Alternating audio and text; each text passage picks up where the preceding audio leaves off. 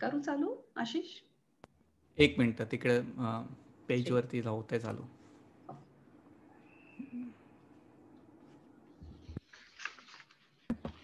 Streaming now.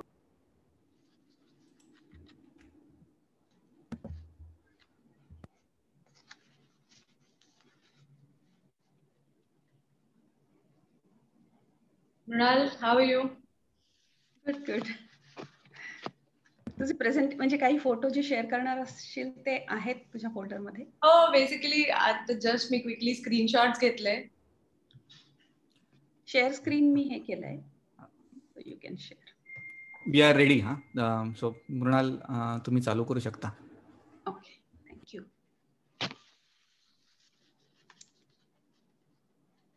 नमस्कार मंडळी, मी मृणाल मोडक. महाराष्ट्र मंडळ सिंगापूर प्रस्तुत संवाद ह्या कार्यक्रमात आपल्या सर्वांचे स्वागत करते. संवाद ह्या कार्यक्रमाच्या आजच्या भागात आपण स्वागत करूया प्रणोती नगरकरचं. प्रणोतीची थोडक्यात माहिती. प्रणोती झिम्प्लिस्टिक प्रायव्हेट लिमिटेड ह्या कंपनीची फाउंडर आहे आणि रोटीमॅटिकची इन्व्हेंटर. रोटीमॅटिक म्हणजे ऑटोमॅटिक रोटी बनवायचं मशीन. ह्या मशीनचे उत्पादन सुरू होऊन जवळपास 5 वर्ष झाली आहेत. नॅशनल डे रॅली 2016 मध्ये सिंगापूरच्या पंतप्रधानांनी प्रणोती व ऋषीचे खूप कौतुक केले होते. तुम्हाला तो व्हिडिओ युट्यूबवर बघायला मिळेल. प्रणोतीच्या नावावर 37 पेटंट्स पण आहेत. रोटीमॅटिक मशीन बनवण्याचा प्रवास कसा सुरू झाला ह्याबद्दल आपण आज संपूर्ण माहिती स्वतः प्रणोतीकडनं जाणून घेणार आहोत. दर्शकांना पण काही प्रश्न विचारायचे असतील तर खाली चॅट बॉक्स मध्ये टाईप करा आणि प्रणोती त्या प्रश्नांची उत्तरं देईल. तर मी पहिलाच प्रश्न विचारते प्रणोतीला की तुझं शालेय शिक्षण कुठे झालं आणि त्यानंतर तू सिंगापूरमध्ये कधी आलीस? सगळ्यांना नमस्कार माझा. दिस इज द फर्स्ट टाइम मी मराठीमध्ये इंटरव्ह्यू देते, त्यामुळे मला थोडं नर्वसनेस आलाय, कारण का मराठी बोलण्याची प्रॅक्टिस आणि सवय खूपच कमी झाली आहे इथे 20 वर्ष राहून. सो जर मी काही नीट उच्चार नाही केले किंवा माझं ग्रामर चुकलं तर प्लीज माफ करा. I know this is Maharashtra मंडळाचा प्रोग्राम, सो मी पूर्ण प्रयत्न करून मराठीत उत्तर द्यायचा प्रयत्न करणार आहे. सो मी माझं शिक्षण झालं पुण्यामध्ये. म्हणजे जन्मापासून पुण्यात होते. आई बाबा पुण्याचेच. बाबांची ट्रान्सफर बँगलोरमध्ये झाली होती, त्यामुळे मी काही वर्ष माझं शिक्षण बँगलोरमध्ये झालेलं आहे. पण 10वी नंतर मी सिंगापूरला आले. स्कॉलरशिपवर एकटीच आले होते. सो तेव्हापासून मी इथेच आहे. अरे वा. मग 10वी नंतर म्हणजे IB केलं इथे येऊन? त्यावेळेला IB प्रोग्राम नव्हता, सो ज्युनियर कॉलेज केलं, A levels, Cambridge A levels, आणि त्यानंतर इंजिनिअरिंग साठी NUS मध्ये अप्लाय केलं आणि पुढे तिथे इंजिनिअरिंगचं शिक्षण कम्प्लीट केलं. अच्छा, कुठल्या ज्युनियर कॉलेजमध्ये होते? मी नॅशनल ज्युनियर कॉलेजला होते, बुकितिमा रोडवर. अच्छा, आणि मग NUS मध्ये कुठल्या डिपार्टमेंटमध्ये इंजिनिअरिंग केलं? Mechanical engineering. Okay okay. आणि मग तू बिझनेस वुमन झाली तर तुझ्या म्हणजे फॅमिलीमध्ये आई वडील वगैरे कोणी बिझनेस मध्ये आहेत का? हो. सो माझ्या बाबांनी त्यांच्या 40s मध्ये 45च्या आसपास जेव्हा ते होते तेव्हा त्यांनी धाडस करून जॉब सोडून स्वतःची फॅक्टरी सुरू केली होती पुण्यामध्ये. सो तेव्हा आम्ही बँगलोरहून पुण्याला शिफ्ट झालो परत, आणि so he's been in business. पण मेकॅनिकल इंजिनिअरिंगची गंमत अशी आहे की माझे आजोबा पणजोबा Pune engineering college of engineering Pune जे आहे त्यांचे प्रिन्सिपल होते, आणि खूप जनरेशन्स, मला नंतर कळलं की खूप generations, 5 generations engineering family, almost सगळे इंजिनियर्स आहेत फॅमिलीमध्ये. आणि इनफॅक्ट आता काहीतरी पुण्यामध्ये, मी पुण्याची आहे, सो पुण्यामध्ये सकाळमध्ये काहीतरी एक आर्टिकल आलं होतं रिसेंटली, ज्याचा आईने मला स्क्रीनशॉट पाठवलेला, की जे इंजिनिअरिंग कॉलेजचे झाले ते तेव्हा मला कळलं की पणजोबा अच्छा, म्हणजे 5 जनरेशन. म्हणजे असं जसं काय जेनेटिकली रक्तात आहे इंजिनिअरिंग. आणि तुझा नवरा ऋषी पण इंजिनियर आहे बरोबर? Computer science engineer. ओके, तो पण NUS मधनं. NUS तिथेच आमची भेट झाली. So he is also a computer science engineer. Okay, आणि तुझी फॅमिली, तुझ्या मुलांबद्दल सांग थोडं. सो मला 2 मुलं आहेत. आम्हाला ओरित 8 वर्षाचा आहे आणि आयुर आता जस्ट 2 वर्षाचा झालाय. सो ओरित आणि आयुर सिंगापूरमध्येच born and brought up so far. माझा एक वडील सुद्धा मेकॅनिकल इंजिनियर आहेत. आई मास्टर्स इन इकॉनॉमिक्स आणि माझी आई. पण आईचा खूपच इंटरेस्टिंग हे आहे एज्युकेशन बॅकग्राऊंड. खूप काय काय केलेलं आहे इंटिरियर डिझायनिंग पासनं, लॉट्स ऑफ मास्टर्स डिग्रीज, अन आर्टिस्ट, अभिनव मधनं डिप्लोमा. सो आई बाबा दोघंही एंटरप्राइझिंग आहेत खूपच. माझा भाऊ पण इथेच असतो सिंगापूरला. तोही मेकॅनिकल इंजिनियर आहे आणि तोही मॅन्युफॅक्चरिंग लाईन मध्ये आहे. रोटीमॅटिक साठी त्यांनी मॅन्युफॅक्चरिंग लाईन डिझाईन केलेली आहे. त्याचं कॉन्ट्रीब्युशन खूप मोठं आहे. ऋषी लखनौचा आहे आणि त्याचे वडील डॉक्टर आणि आई रिझर्व्ह बँक ऑफ इंडियामध्ये असल्यामुळे ते लखनौमध्येच लहानपण त्याचं गेलेलं आहे. तो 12वी नंतर इकडे आला. आणि तो सॉफ्टवेअर इंजिनियर आहे. सॉफ्टवेअर इंजिनियर आहे. ओके, मग मेकॅनिकल इंजिनियर आणि सॉफ्टवेअर इंजिनियर असं तुम्ही एकत्र मिळून कसे काम करता? ते जसं आमचं लग्न जुळून आलं तसं ते इंजिनिअरिंग 2 फील्ड्स ना जरुरी होतं एकत्र येऊन रोटीमॅटिक क्रिएट करण्यासाठी. सो सुरुवातीला मी आता नेक्स्ट वीक इनफॅक्ट 13 वर्ष कंप्लीट होतील सिम्प्लिस्टिकला सुरू होऊन.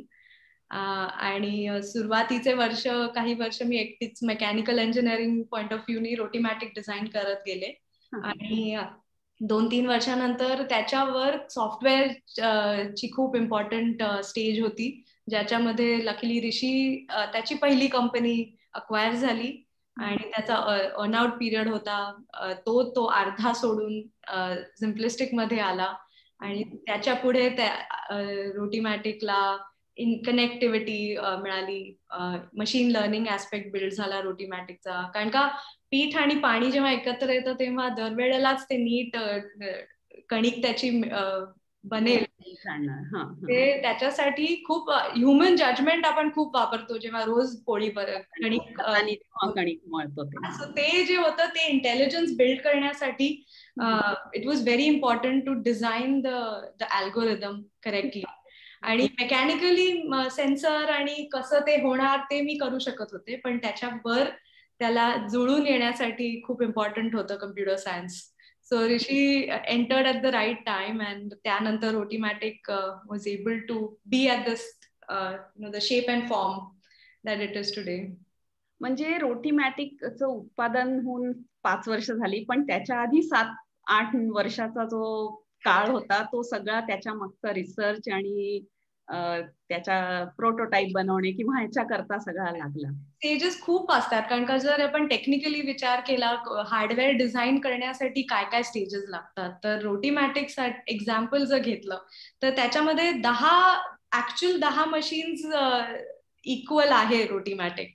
कारण का रोटीमॅटिक पीठ पाणी तेल ऑटोमॅटिकली डिस्पेन्स करतो. सो डिस्पेन्सिंगचं एक मेकॅनिझम झालं. मिळून येण्यासाठी गोळा जो तयार होतो कणकेचा ते एक झालं. म्हणजे फूड प्रोसेसर जे काम करतो ते पण एवढ्या छोट्या मायक्रो साईज मध्ये. मग तो डोबॉल इकडून तिकडे गेला पाहिजे. मग फ्लॅटनिंग इक्विपमेंट आलं, मग हिटिंग कॉईल आलं, कारण का पोळी भाजली पाहिजे, मस्त छान फुगली पाहिजे. सो ह्या सगळ्या इक्विपमेंटला एकत्र आणणं म्हणजे equal to designing 10 different modules. So एक करत डिझाईन करून एकत्र आणणं, प्लस रोटीचा फूड प्रॉडक्ट आणि नॉन न्यूटोनियन फूड आहे हे मटेरियल आहे कणिक. त्याला फिजिक्स मध्ये आपण एक्झॅक्ट फॉर्म्युला नाही देऊ शकत, कारण का पीठ आणि एवढे फॅक्टर्स इन्व्हॉल्ड असतात त्याच्यात. एवढ्या सगळं त्याच्यामुळे कॉम्प्लेक्सिटी वाढते. प्लस जे फायनल आउटपुट द्यायचं आहे रोटीमॅट युजरला ते आहे की एक नुसतं बटन दाबलं की झालं काम तुमचं. You have to just come back, roti is ready for you in 90 seconds. So ते करण्यासाठी you have to take care of many aspects.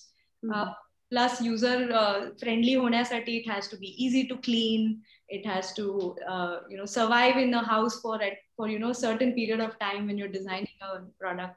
So असं करत करत त्याला 8 वर्ष लागली आणि त्यानंतर पुढे 2016 एंडला आम्ही लॉन्च केलं रोटीमॅटिक.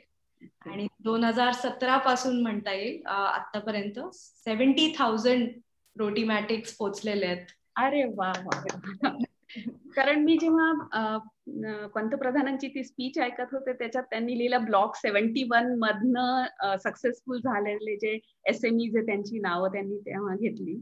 ते ब्लॉक 71 म्हणजे मे बी सम इंडस्ट्रियल एरियामध्ये तो एक ब्लॉक आहे जिथे ऑफिस स्पेस जी आहे त्या ब्लॉकचं नंबर 71 आहे आणि तिथे खूप स्टार्टअप्स त्यांनी एनकरेज करण्यासाठी सबसिडाईज केलेलं आहे रेंट स्पेस. सो तिथे खूप स्टार्टअप्स जनरली इन्क्युबेट होतात बेसिकली बिकॉज खूप सबसिडीज मिळतात रेंटलसाठी.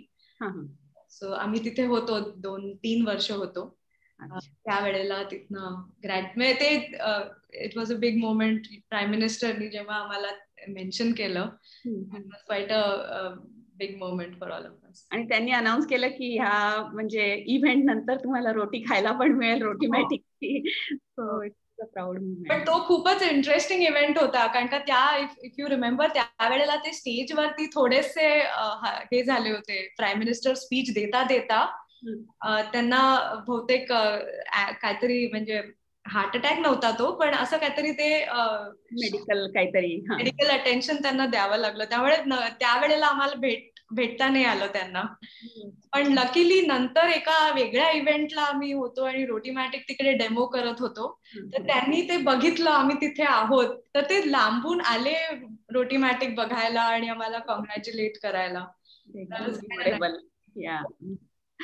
पण मग आता ह्याच म्हणजे संदर्भात तर SMEच्या कुठल्या तरी बिझनेस कॉम्पिटिशन मध्ये तुला प्रथम पारितोषिक मिळालं. बेसिकली सुरुवातीला म्हणजे म्हणाल काय झालं, सुरुवातीला मी जेव्हा सुरू केली कंपनी तेव्हा माझा जॉब मी जस्ट 3 वर्ष जॉब केला होता. त्यामुळे त्यामध्ये किती सेव्हिंग होणार ना. जे काय सेव्हिंग होतं ते मी सगळं रोटीमॅटिक सुरू करण्यासाठी त्याच्या मागे इन्व्हेस्ट केलेलं. मटेरियल्स बाय करणं, विकत घेण्यासाठी किंवा पेटंट फायलिंग करण्यासाठी हे सगळे खर्च. आणि त्यावेळेला मला अफोर्डेबिलिटी पण नव्हती त्यामुळे मी कोणाला हायर पण नाही करू शकत होते कारण का पैसेच नाही ना हायर करण्यासाठी. You also need to have a runway कारण का कोणी नोकरी सोडून तुमच्याकडे येणार आणि you have to make sure you are able to pay them. So म्हणून सुरुवातीला मी काय करायचे, मी बिझनेस प्लॅन कॉम्पिटिशन्स मध्ये जायचे आणि एकच एम असायचं की कसं या प्राइज मनीला जिंकता येईल.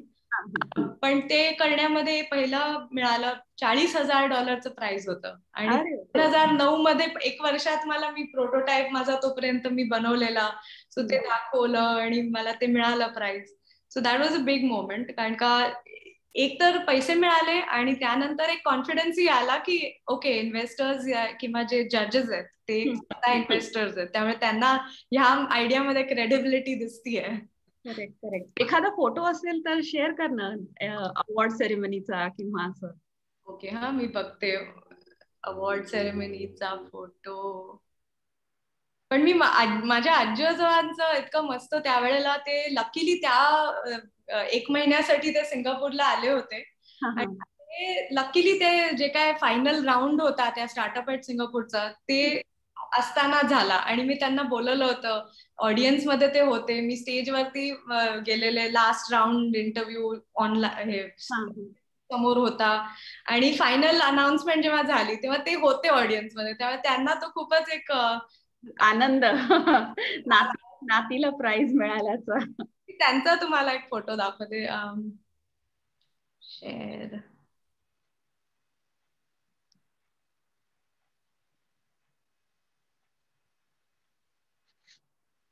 सो तेव्हा माझ्या ऑफिसमध्ये ते आलेले तेव्हाचा हा फोटो आहे. हा रोटीमॅटिकच्या. अच्छा मला ही स्क्रीन नाही दिसत आहे का. ओके एक सेकंड ना. म्हणजे फोटो आता जो फोटो दिसतोय तो रोटीमॅटिक मशीन त्याच्यात वेबसाईटचा फोटो दिसतोय. Okay okay okay.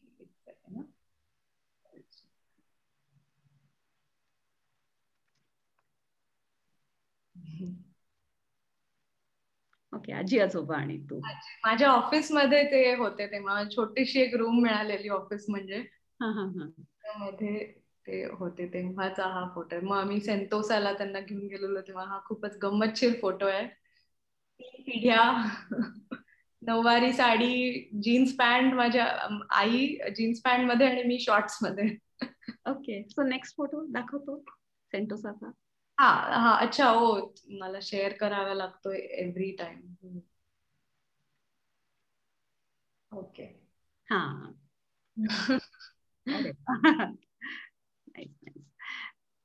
तर आता गोईंग बॅक टू रोटीमॅटिकची कल्पना कशी आली, म्हणजे रोटीमॅटिक किंवा रोटीचं ऑटोमॅटिक मशीन बनवावं हे कसं तुझ्या डोक्यात आलं, किंवा एखाद्या 4-5-6 आयडिया होत्या आणि त्या लिस्ट डाऊन केल्या आणि त्यातलं कुठलं फिजिबल किंवा असं काही, म्हणजे काय प्रोसेस होती? म्हणजे गंमत अशी की मी मेकॅनिकल इंजिनिअरिंग केलं तेव्हा मला डिझाईन प्रोजेक्ट्स करायला खूप आवडायचे. सो माझे जे इनिशियल डिझाईन प्रोजेक्ट्स होते त्याच्यामधला एक खूप इंटरेस्टिंग प्रोजेक्ट केलेला. त्याच्यामध्ये fully automated iron for shirts असं मी एक बनवलेलं डिझाईन आणि त्याचा प्रोटोटाईप बनवलेला मी आणि ऍक्च्युअल डेमो केला होता की ज्याच्यामध्ये शर्ट असा ऑटोमॅटिकली तो असा क्लिप होतो आणि स्टीम नी पूर्ण शर्ट ऑटोमॅटिकली आयर्न होतो. सो त्यावेळेला मला असं एक हे झालेलं की आपल्याला हे करता येईल, की हे जर इंटरेस्ट आहे ह्याच्यामध्ये तर कुठला प्रॉब्लेम सॉल्व्ह करता येईल ह्या फील्डमध्ये. सो पण काय असतं मेकॅनिकल इंजिनिअरिंग मध्ये खूप थेरॉटिकल शिकवतात. हे असे डिझाईन प्रोजेक्ट्स करताना आपण प्रोटोटाईप पर्यंत तर करू शकू किंवा डिझाईन काही ना, पण त्याला मॅन्युफॅक्चरिंग किंवा त्याला ऍक्च्युली लॉन्च करण्यासाठी एवढं लागतं नॉलेज किंवा एक्सपिरियन्स, तर ते इंजिनिअरिंग मध्ये मिळत नाही. सो मी त्याच्यासाठी जॉब असा मुद्दामून शोधला की ज्याच्यामध्ये मला हा इंडस्ट्री एक्सपिरियन्स मिळू शकेल. ऍक्च्युली कसं ह्या मशीनला मी मॅन्युफॅक्चरिंग, लार्ज स्केल प्रोडक्शन किंवा mass production, even designing engineering त्याचं वेगळं असतं.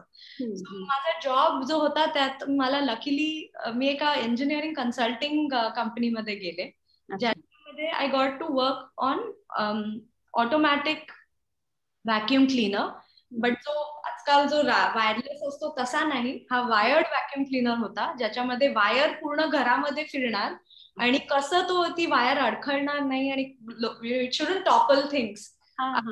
जे कॉर्ड वाइंडर होता तो मला प्रोजेक्ट मिळाला की I was in charge of the cord winder, की तो वाइंड अनवाइंड कसं with the intelligence given to it, की okay there's a camera vision, so पूर्ण रूमचा मॅप बनतो आणि त्याप्रमाणे तो कसं जाणार आणि मग कसा मागे पुढे होत तो पूर्ण रूम क्लीन करणार. असं ते माझं पहिला प्रोजेक्ट जो मला मिळाला तो, आणि मी पूर्ण from paper concept to final production पर्यंत मी मला चान्स मिळाला घेऊन जायचा त्याला. सो त्याच्यामध्ये मी हावरटासारखं जेवढं शिकता येईल तेवढं मी शिकून घेतलं, खूप काय पुढे जाऊन मी खूप मेहनत करून. So that was really very important. Base building झालं एक आयडिया पासून.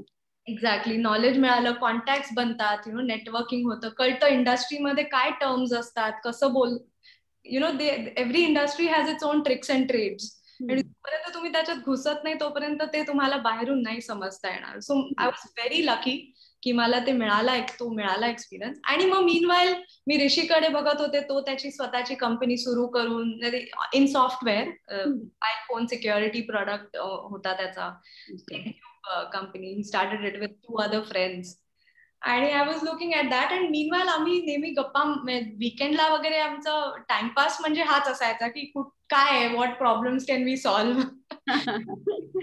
गेली होती. आणि त्यावेळेला आमचं मी आणि ऋषी आता 16 वर्ष ओळखतो एकमेकांना. सो आई बाबांनी हे केलं होतं की ग्रॅज्युएट झाल्या लग्न करून टाका. आमचं चाइल्ड मॅरेज झाल्यासारखं झालं. So we got married in 2006. मी लिटरली ग्रॅज्युएट झाल्या. आणि as a young couple you want to be idealistic की नाही, स्वयंपाक स्वतः करायचा, घरी जेवलं पाहिजे किंवा अँड देन वेन स्वयंपाक करणं घरी not easy. And Wien you go through it, working पण आहे आणि जॉबही करायचा आहे लांब. माझा जॉब 2 hours मध्ये कुठेतरी होता, सो मला जाण्या येण्यातच माझे 2 तास जायचे. कम्युट मध्ये कसं करणार सगळं मॅनेज सो तेव्हा मग हे सगळ्या आयडियाज येत गेल्या. आणि पोळी नेहमी एक प्रॉब्लेम व्हायचा की गरम गरम पाहिजे पोळी, बनली पण पाहिजे, आणि एवढं सोपं नसतं सुरुवातीला प्रॅक्टिस होईपर्यंत.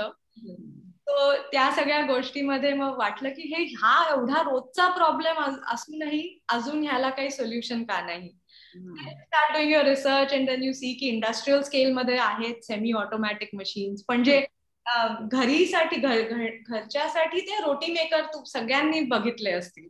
किंवा इनफॅक्ट अजूनही लोकांना जेव्हा मी रोटीमॅटिक सांगतो त्यांना वाटतं की ते आहे ना मशीन, त्याच्यामध्ये पोळी बनते, पण त्यांना कल्पनाच नाही करू शकत की एवढं सिम्पल वाटतं, पण त्यात it's not really a solution. म्हणजे त्याच्यात आपल्याला कणकेचा गोळा भिजवून आणि तो ठेवायला लागतो. तुम्हाला उभं राहून तुम्हालाच करावं लागतं सगळं काम. सो तेव्हा ती आयडिया सुचली. आणि ऑनेस्टली मला असं वाटतं मृणाल की सगळ्या मोस्ट बायकांना ही आयडिया सुचली असेल की असं मशीन का नाहीये की एक बटन दाबलं आणि पोळी बनवून निघाली. बरोबर नक्की. आयडिया इज इम्पॉर्टंट, बट त्या आयडियाला घेऊन तुम्ही काय करतात दॅट इज फार फार मोर इम्पॉर्टंट. आपण आयडियामध्ये अडकून राहतो, पण ह्या 13 वर्षाचं एवढं हे एक मिळालेलं आहे धडा की idea is important, but what comes after it is far फार मोर इम्पॉर्टंट अँड क्रिटिकल. बरोबर. मग ती आयडिया आधी पेपरवर आली, मग त्याच्यानंतर त्याच्यावर लागणारे ऍक्च्युअल पार्ट्स बनवले असतील, किंवा मग त्यांची असेंब्ली, आणि मग हे सगळ्यात काय काय अडथळे आले? अडथळे म्हणजे बेसिकली कारण का ही कधीच कोणी असं मशीन बनवलं नव्हतं. त्यामुळे पहिलं तर इमॅजिनेशन त्याचं कसं होणार, काय होणार. So it starts with the breaking down the problem into these steps and then imagining and architecture की सगळं मिळून कसं होणार ते मशीन. सो ते सुरुवातीपासनं जेव्हा जमलं मला म्हणजे डोक्यामध्ये किंवा पेपर अँड पेन मध्ये, तेव्हा मी म्हटलं की हे पॉसिबल आहे, मी ह्याच्यात उडी मारणार आहे. सो मी जॉब सोडून कंपनी सुरू करून मग you start building it one step at a time. you start doing experiments. आता हे रोटी मेकर मध्ये असं होतं, पण ती पोळी खरं नीट बनत नाही त्याच्यामध्ये. मग त्याच्यात काय इम्प्रुव्हमेंट करता येतील, किंवा ही फिजिकल ऍक्शन ह्युमनला करायची, पण जर रोबॉटनी करायची असेल, रोबोटिकली करायची असेल, तर ती कशी मग त्याचं मुवमेंट होणार, मग मेकॅनिझम काय त्याचं. असं हळूहळू करत करत you break it down. Basically anything complex, to make it simple for the end user, you have to go through the pain of simplifying it. So असं हळूहळू करत then you start building. मग मी ऍक्च्युअली इकडे जलान बसार किंवा जे सिमलिम वगैरेच्या जवळ सगळे जे हार्डवेअर शॉप्स आहेत, माझा टाइमपास मी तसा असायचा. मी दिवसभर तिथे फिरत राहायचे, वेगवेगळ्या मशीनला बघत, काय काय पार्ट्स कलेक्ट करता येतील, मग ते मी घेऊन यायचे ऑफिसला, काही ना काहीतरी बनवत असं. म्हणजे ती एक छान फेज होती, interesting phase, mental phase. Trial and error improve करत जायचं. एकदा एक बिल्ड झाला ना, एक बेस मिळतो. आणि पेपर आणि मेकॅनिकल इंजिनिअरिंग मध्ये you learn how to do this on CAD modelling. CAD model असतं, सॉलिड वर्क्स किंवा प्रोई, वेगवेगळे सॉफ्टवेअर्स असतात ज्याच्यामध्ये तुम्ही कॅड मॉडेल बनवू शकता. की ऍटलिस्ट पेपर अँड पेन वर ड्रॉ करतो तेव्हा 2D असतं, 3D बनवणं फार अवघड आहे. पण सॉलिड वर्क्स मध्ये you can start putting things together and then prototype मध्ये ऍक्च्युअल यू सी पोळी बनतीये की नाही, किंवा गोळा कसा तयार होतो, गोळा कसा डिटॅच झाला पाहिजे. असं हळूहळू करत करत अशी ती स्टेज होती. It was very exciting. 1 वर्षामध्ये जनरली माझं मशीन मोर ऑर लेस हे झालं क्लिअर and compact बनवणं. आणि then it enters a stage called engineering phase where you have the prototype, working prototype, but then you have to start engineering every part. की पुढे तो mass production मध्ये तो part कसा होईल, तो फेल नाही झाला पाहिजे, किंवा there are 300 parts specially design for Rotimatic. मग they have to go hand in hand, किंवा एनी स्मॉल थिंग, एवढं मुवमेंट आहे त्या मशीनच्या आतमध्ये, असं सर्कस असल्यासारखं आहे ते मशीन आतमध्ये. तो it cannot interfere with each other, it has to smoothly flow. So तो एक वेगळा चॅलेंजिंग फेज असतो. मग ते मटेरियल ऑफ दोज 300 पार्ट्स ते पण म्हणजे कोणी इंजिनियर दुसऱ्या फील्ड मधला हेल्प करायला होतं की ते? नाही, मेकॅनिकल मध्ये हे सगळं माहिती असतं आपल्याला. असं बेसिक मेटल स्टॅम्पिंग पार्ट्स असतात, किंवा प्लास्टिकचे वेगवेगळे रेझिन्स असतात, ABS, PE, पॉम, वेगवेगळे रेझिनचे वेगवेगळ्या प्रॉपर्टीज असतात. तर तू यू सिलेक्ट विच इज, समजा काही हाय टेम्परेचर पार्ट असेल कुठला, तर तो कुठला प्लास्टिक पार्ट होल्ड करू शकतो. अशा ते एज्युकेशन मध्ये असतं. But to put it in action, कारण का माझा पहिला जॉब मध्ये मी ह्या सगळ्या गोष्टी केलेल्या, त्याचा खूप मला फायदा झाला. ओके. कारण तुझ्या एका फोटोमध्ये जे वेबसाईटवर आहे, मागे अशा भरपूर मशीन्स दिसतात, मस्ट बी प्रोटोटाइप. हा, म्हणजे they are various stages of the company, basically stages of the machine. Rotimatic असं पहिल्या दिवशीपासून असं दिसत नव्हतं ना. बरोबर. पहिल्या दिवशी त्याला काही कव्हर नव्हता, मग पण सगळं होतं, पण इट वॉज सेमी ऑटोमॅटिक. कारण का मला माहिती होतं की डिस्पेन्सर मी पुढच्या स्टेजमध्ये बिल्ड करणार.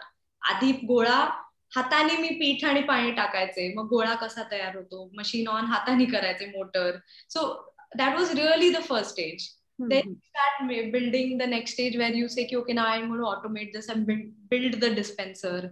मग flattening, मग movement of the flour, the dough, आणि पोळी जेव्हा बनते तेव्हा बाहेर आणण्यासाठी एक वेगळं मेकॅनिझम. आता हे सगळे इतके प्रयोग जेव्हा करत गेली तर नक्की कुठेतरी फेलियर झालं असेल किंवा काहीतरी मिस्टेक्स होत होत्या, आणि मग ते त्याप्रमाणे काही काही बदल होत गेले असतील ना? हो, मशीन मध्ये बदल होत गेले. म्हणजे जसं आधी मशीन असं डिरेक्शन त्याचं वेगळं होतं, पण मग ते युजर फ्रेंडली नाही, म्हणून मग ते एक आर्किटेक्चर चेंज केलं थोडंसं मी, की इथनं डोबॉल येईल आणि इथनं पोळी बाहेर येईल, मग त्याला अशी मुवमेंट गेली पाहिजे. मग अशा त्या सगळ्या गोष्टी त्या you learn on the go. पहिल्या दिवसापासून ह्या सगळ्या गोष्टी इमॅजिन करणं पॉसिबल नसतं. आणि तेच की you can wait for all the lights to be green to get your car out of the garage. So असं ते करत करत, पण these are interesting challenges and the job is to look at it की कसं हे करता येईल त्याच्या पुढे. पण there is a time when you still feel की हे पॉसिबल आहे की नाही. असं बाकी बऱ्याच स्टेजेस मध्ये असं होतं की अरे हे पुढे बनेल की नाही, लोकांच्या घरामध्ये पोहोचण्यासाठी ह्याला अजून एवढ्या सगळ्या गोष्टी टिकमार्क केल्या पाहिजेत, तर कसं होईल. अशा बऱ्याचदा अशा मोमेंट्स होत्या की, पण हे नक्की होतं की पॉसिबल आहे आणि just need to be at it. तेच म्हणजे एक सक्सेसफुल हे मशीन बनवण्याकरता त्याच्या मागची मेहनत, चिकाटी, आत्मविश्वास आणि सेल्फ कॉन्फिडन्स की नाही हे सक्सेसफुल होऊ शकतं, थोडासा आणखी पण आपल्याला प्रयत्न करायचा आहे. खरे आय थिंक तेच आहे, ह्युमन कंडिशनच आहे ती. आणि सगळेच म्हणतात सुद्धा ना की एकाग्रताने एक फोकस हे केलं आणि खूप वर्ष त्याच्या मागे फायनली येणारच आहे उत्तर त्याचं. म्हणजे त्याच्याकरता तू किती पापड बेलले. लिटरली आम्ही असं म्हणतोय. तुझ्या त्या मशीन मध्ये पापड बेलले जातात का? बेलले जातात खरं, पण आम्ही ते फीचर ऑन नाही केलंय. फीचर. आणि आता पुढचं म्हणजे आता इन्व्हेस्टर्स, म्हणजे आता प्रोडक्शनच्या स्टेजवर आल्यानंतर इन्व्हेस्टर्स कसे शोधले, किंवा मॅन्युफॅक्चरिंग कुठे करायचंय? असे खूप ह्या सगळ्या स्टेजेस असतात. सुरुवातीला जसं म्हणलं मी की आमचं स्वतःचं किती $20-30,000 आम्ही स्वतःचे सुरू करायला टाकले त्याच्यात. मग प्रोटोटाईप बनलं, मग $40,000 ते प्राइज मनी मिळालं, 1 वर्षाचं फ्री रेंट मिळालं. असं करत करत you get to a stage where you have confidence ki okay, now we can go and ask investors ki okay, ह्यामध्ये इन्व्हेस्ट करणार का, किंवा this is the dream, this is the vision. So every stage there will be different profile of investors. सुरुवातीला angel generally म्हणतात friends and family round म्हणतात सुरुवातीला, की त्यांना तुमच्यावर विश्वास आहे आणि they will be able to they know की yes this is a big problem and if it gets solved then it can be really big. असं म्हणजे ते वेगवेगळे profile इन्व्हेस्टर्सचे you have to keep getting on board. आणि असं करत करत you move from one stage to another. So seed angel round असतो, मग seed round, मग venture capitalist येतात जेव्हा product is ready to launch. मग त्याच्यामध्ये they come in and they bring in their experience की मार्केटमध्ये कसं you have to quickly launch whatever their requirements are. आणि you have to work with them. आणि manufacturing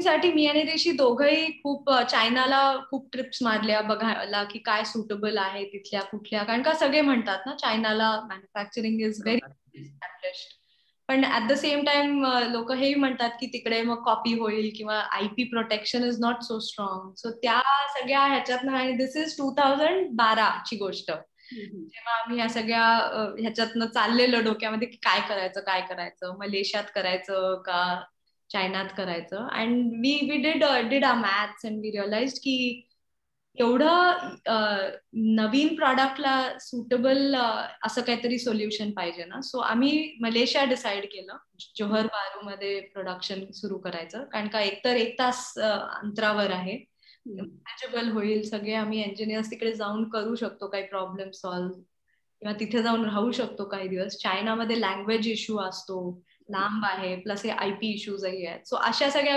त्यावेळेच्या त्या थिंकिंग प्रमाणे तसे डिसिजन्स घेत गेलो. कारण का असंच असतं, कुणाला nobody has a crystal ball की what is the right answer, you know. So you just have to take the answer that you can commit to, की आपण करू शकतो. सो अशा करत करत मॅन्युफॅक्चरिंगचं डिसिजन मलेशियामध्ये असं घेतलं आम्ही. ओके. आता एक प्रश्न कोणीतरी विचारलाय की how easy it is to find venture capital in Singapore.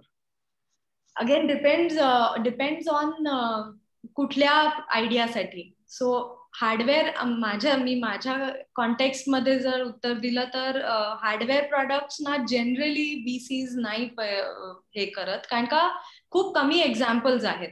End of the day VC सुद्धा एक कॉमन मॅनच आहे, ज्याला एक रिस्क अनालाइज करायची आहे की कसं कुठे पैसे टाकायचे. सो तोही काय करतो की तो बघेल ह्या फील्डमध्ये कुठल्या वेगळ्या ideas, similar ideas have worked, आणि त्याप्रमाणे तो म्हणाले this idea is really done well, so then you know this idea will also do well. So risk त्याचा कमी होतो. पण हार्डवेअर साठी because there is very few examples, it's very hard even if the VC wants to. At the end of the day त्यालाही उत्तर द्यायचं असतं त्याच्या इन्व्हेस्टर्सना की. आणि रेवटीमॅटिक हे तर पहिलंच ऑटोमॅटिक मशीन आहे, त्याच्याकरता काही कम्पॅरिझनच अवेलेबल नसेल. Exactly. So they come in with that risk appetite ki it's a brand new concept. There is no such thing as Rotimaker. Of course, they have a very strong sense ki once it gets launched, the market खूप मोठा आहे. So ह्याचं potential खूप आहे, business potential. पण त्याला actually machine तयार होईल का नीट, किंवा ते लोकांना आवडेल का, ह्या सगळ्या गोष्टी मग हळूहळू अनालाइज करत you come through it. Market fit साठी सुद्धा. So again, different stages, different VCs. But I would say की जेवढं होऊ शकेल तेवढं आयडियाला स्वतः हे करून पुढे नेण्यात जास्त, सुरुवातीला खूप कष्ट आहेत, पण पुढे जास्त इनिशियल कष्ट असले तर पुढे तुमची सक्सेसची वाट तुम्हाला. ते लग्न लावल्यासारखंच आहे, कारण का VC बरोबर you have to have the chemistry match, आणि they really need to understand, they need to trust you, believe in you. So ते सगळे फॅक्टर्स खूप इम्पॉर्टंट आहेत. आणि मग मार्केटिंग म्हणजे आता इन्व्हेस्टर्स मिळाले, प्रोडक्शन चालू झालं, तर मार्केटिंग कसं? मार्केटिंग साठी सुद्धा काय झालं, सो आम्ही सुरुवातीला काय डिसाइड केलं की हे मशीन असं आहे की एक तर ब्रँड न्यू कॉन्सेप्ट आहे, त्याला युजर साठी you need a early adopter, की जो टेक्नॉलॉजी सपोर्टिंग हा युजर आहे, की नवीन आयडिया आहे, चलो ह्याला सपोर्ट करूया, अशा ऍटिट्यूडचा युजर पाहिजे. की माहिती आहे की पहिलं प्रॉडक्ट आहे, त्याच्यामध्ये प्रॉब्लेम्स होऊ शकतात, किंवा पण ही इज एक्सायटेड की अशी टेक्नॉलॉजी पॉसिबल आहे, असे युजर्स आम्हाला शोधायचे होते. आणि असे युजर्स कुठे मिळणार, कारण का यू हॅव टू अंडरस्टँड ना, पहिल्यांदा असं मशीन जाणार आहे मार्केटमध्ये, तर त्याच्यामधले जे टेक्निकल इश्यूज होतात ऑन फील्ड, की युजर कसा त्या मशीनला वापर करणार, त्याचा कसा मॅन हँडल होणार, वेगवेगळे युजर्सचे वेगवेगळे कन्सिडरेशन, वेगवेगळी पिठं वापरणार युजर. आणि रोटीमॅटिकचा एक प्रॉब्लेम असा आहे, म्हणजे फ्रॉम युजर आमच्या पर्स्पेक्टिव्हनी, युजरला खूप फ्रीडम आहे, हवंय ते पीठ वापरू शकतात, पण he needs to have the patience to know की इट्स मशीन लर्निंग. इट 3-4 पोळ्या लागतील परफेक्ट करण्यासाठी ते. So will the user understand this, will he give us that understanding. So हे एक इम्पॉर्टंट फॅक्टर होता. प्लस प्राइस, रोटीमॅटिकचं प्राइस, एवढं मशीन, एवढं त्याच्यामध्ये हे करणं is not easy to sell it cheap, right? So हे सगळे फॅक्टर्स बघून आम्ही डिसाईड केलं की आम्ही इंडियन एक्सपॅट मार्केटमध्ये लॉन्च करायचं आणि rotimatic.com वर लॉन्च करायचं, ज्याच्यानी we can reach the customer directly. We will ship it. मध्ये आधे जे रिटेलर्स, डिस्ट्रीब्युटर्स असतात त्याला आम्ही रेडी नाही होत आता, किंवा त्यांचं मार्जिन एवढं हाय आहे की right now there is no scope. अशा त्या डिसिजन्स घेत गेलो की US मध्ये बेसिकली मेन मार्केट आम्ही लॉन्च केलं, कॅलिफोर्नियामध्ये. सो तिकडे जाऊन एक पॉपअप स्टोअर केलं. सो मार्केटिंग आमचं असं झालं की पहिला व्हिडिओ आम्ही स्वतःच बनवला, एक इक्विपमेंट रेंट करून एका इन्व्हेस्टरला रिक्वेस्ट केलं की तुमचं घर खूप सुंदर आहे, आम्हाला 1 दिवसासाठी द्या, आम्हाला तिथे फिल्म करायचंय. त्या व्हिडिओला 5 मिलियन व्ह्यूज मिळाले पहिल्या 1 महिन्यात. ते व्हायरल गेलं बेसिकली व्हिडिओ ऑटोमॅटिकली. आणि त्याच्यामध्ये ऋषी सुद्धा आहे. Rishi is acting as the husband in the video. The wife is painting आणि तो असं पूर्ण टेबल मांडतोय, पोळ्या तो बनवतोय, असं ते व्हिडिओ होता तो. आणि मॉडेल भी घर का, मॉडेल भी घर का, मी डिरेक्टर होते. मी कॅमेराच्या मागे त्याला सांगू असं कर, मग कॅमेरा इकडे घ्या. It was a lot of fun. So that's the fun about having your own startup, क्योंकि you end up doing a lot of fun activities along the way. आणि सो तो व्हिडिओ व्हायरल गेल्यामुळे काय झालं, खूप लोक rotimatic.com वर आले, विथ द क्युरिओसिटी की हे काय आहे, हे खरंच मशीन असं आहे का. आणि हा 2013 मध्ये आम्ही व्हिडिओ लॉन्च केला, जेव्हा आमचं मॅन्युफॅक्चरिंग जस्ट चालू झालं, मशीन पहिले प्रोटोटाईप यायला लागले मॅन्युफॅक्चरिंग मधनं. सो तो घेऊन तो व्हिडिओ बनवला. आणि मग rotimatic.com वर एवढे लोक आले की आम्ही त्या ईमेल लिस्ट आमची तयार होत गेली. आणि जेव्हा रेडी झालं प्रॉडक्ट 2014ला आम्ही प्री ऑर्डर कॅम्पेन केला rotimatic.com वरच, की या सगळ्या आमच्या इकडे 20,000 लोकांची ईमेल लिस्ट होती. त्यांना आम्ही ईमेल पाठवली आणि म्हणलं की प्री ऑर्डर करा, $60 we will keep booking fee तुमची, आणि rest you pay when we deliver the product. So we got 8,000 orders in 7 days. आणि मग that was proof, that was mainly for us. लोकांना ती आयडिया आवडली आहे किंवा त्याच्यात त्यांचा विश्वास. तोपर्यंत आम्ही इन्व्हेस्टमेंट कडे गेलो नव्हतो, इन्व्हेस्टरकडे, व्हेंचर कॅपिटलिस्ट कडे. त्यांना प्रूफ दाखवायचा होता की हे बघा प्रॉडक्ट आहे खूप चांगलं. VC ला काय, त्याला रिस्क इलिमिनेट करायची असते जेवढी होऊ शकेल तेवढी, राईट. त्यामुळे we went to them saying की हे 8,000 ऑर्डर हातात आहेत, हे प्रॉडक्ट रेडी आहे, आता त्याला फक्त जे काय मॅन्युफॅक्चरिंग मध्ये जे इंजिनिअरिंग इश्यूज असतात ते सॉल्व्ह करत करत घेऊन जायचंय पुढे. सर्टिफिकेशन असतात, every market has on requirement. So असं ते खूप काय काय करत, लकीली सो आमचं मार्केटिंग त्या ह्यानी सेट झालं की वी विल सेल ओन. आणि अजूनही तसंच आहे, you can only by it on rotimatic.com. आणि आम्ही 20 कंट्रीज मध्ये rotimatic डिरेक्टली घरात शिप करतो तुमच्या. आणि देशांमध्ये जेव्हा तुम्ही करता तर सगळ्या देशांमध्ये वेगवेगळे व्होल्टेज आणि हे असतं, तर त्याच्याकरता काही डिझाईन मध्ये चेंजेस. तो काय 2 व्होल्टेज असतात, 110 जे US आणि कॅनडामध्ये, आणि 220 व्होल्ट जे कॉमनवेल्थ कंट्रीज, ऑस्ट्रेलिया, UK मध्ये वापरतात ते. सो आम्ही 2 हे केले व्हर्जन्स रोटीमॅटिकचे, पण बाहेरून सेमच दिसतं, आतमध्ये थोडे चेंजेस करावे लागतात. मॅन्युफॅक्चरिंग लाईन मध्ये ते मॅनेज करावे लागतात, 2 वेगळ्या लाईन. आणि इंडिया अजून लॉन्च केला नाहीये आम्ही, so India is still an untapped market. आणि खूप काय मग ऑपरेशनल इश्यूज असतात जे बघावे लागतात, की मार्केटिंग तर ऑनलाईन ई कॉमर्स मार्केटिंग झालं, पण त्याच्या मग पुढे आफ्टर सेल्स सपोर्ट, मग कस्टमर सपोर्ट. आणि गंमत अशी झाली की रोटीमॅटिक इतका नवीन कॉन्सेप्ट आहे की सगळ्याच गोष्टी आम्हाला नव्याने सेट कराव्या लागल्या. की इव्हन जेव्हा आम्ही कस्टमर सपोर्टसाठी जेव्हा इंडियात गेलो की आम्हाला कॉल सेंटर सेट करायचं होतं, त्या कॉल सेंटर वाल्यांनी सुद्धा आम्ही हे मशीन कधी बघितलेलं नाहीये, हे नवीनच सगळं आहे, तुम्हीच आम्हाला सगळं डिझाईन करून द्या, की स्क्रिप्ट कशी असली पाहिजे किंवा ट्रेनिंग डॉक्युमेंट कसं असलं पाहिजे एजंटला ट्रेन करण्यासाठी. तो अशा ह्याने एक्सपिरियन्स खूप एनरिच झाला. पण मेहनत आणि काय म्हणतात ती पापड खूप बेलावे लागले. त्यामुळे एक फेसबुकवर प्रश्न आलाय हा, तो what was the most complicated process in designing. बरोबर, मी वाचला. कॉम्प्लिकेटेड सगळ्यात म्हणजे कणिक मळणं आणि तो गोळाने. आणि काय केलं, if you see the way the Rotimatic is designed, की आम्ही एका वेळेला एक कणिकेचा गोळा तयार होतो. त्यामुळे एक स्टेप एलिमिनेट झाली, की आपण घरी कसं करतो, एक मोठा कणकेचा गोळा बनवतो, मग छोटे गोळे बनवतो. तर ह्याच्यामध्ये काय, एका वेळेला एकच गोळा बनतो. सो त्याने 2 बेनिफिट्स मिळाले, की मोटर छोटं झालं आणि एकच गोळा बनवायचा. मग तुम्ही एक पोळी बनवा किंवा 100 बनवा, Rotimatic can make it in 90 seconds. त्याने मोटर छोटं झालं, it gives you the freedom to make 1 or many. कारण का घरामध्ये काय होतं, तुम्ही जर 10 लोकांची बनवली तर 10 लोकांसाठी ती कणिक पाहिजे, मग ती एक्झॅक्ट 10 लोकांची कणिक होत नाही, मग कधी एक्स्ट्रा राहते, कधी कमी पडते. कमी पडली म्हणजे मग तुम्हाला परत सुरुवातीपासून मळावी लागते. सो रोटीमॅटिक मध्ये एका वेळेला एकच गोळा बनतो आणि तो पॅरलली जेव्हा इकडे गोळा जातो प्रेस व्हायला, तेव्हा दुसरा गोळा तयार होतो. सो टाइम सेव्ह होतं. पण त्यामुळे चॅलेंज अशी झाली की आम्हाला मायक्रो ह्याच्यामध्ये परफेक्शन आणायला लागलं. प्रिसिजन जे आहे, छोट्या गोळ्यामध्ये पाणी आणि पिठाचं जे प्रमाण आहे ते नीट बॅलन्स करणं हे खूप मग अवघड जातं. मग त्याला ते ट्रान्सफर करणं, तो चिकट झाला तर काय होणार.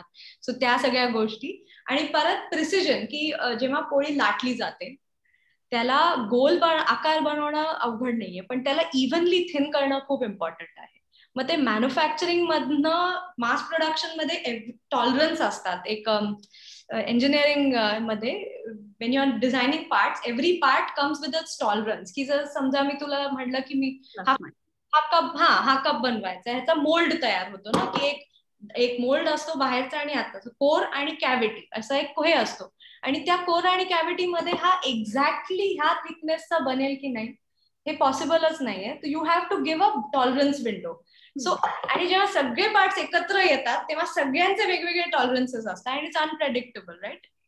त्यामुळे त्या ह्याच्यामध्ये प्रिसिजन मॅनेज करणं, की पोळी एक्झॅक्टली 1.5 mm बनली पाहिजे. जरा जास्त तर लोकांना ती थिक वाटते आणि खूप पातळ झाली तर मग ती फुगणार नाही. चॅलेंजेस असतात.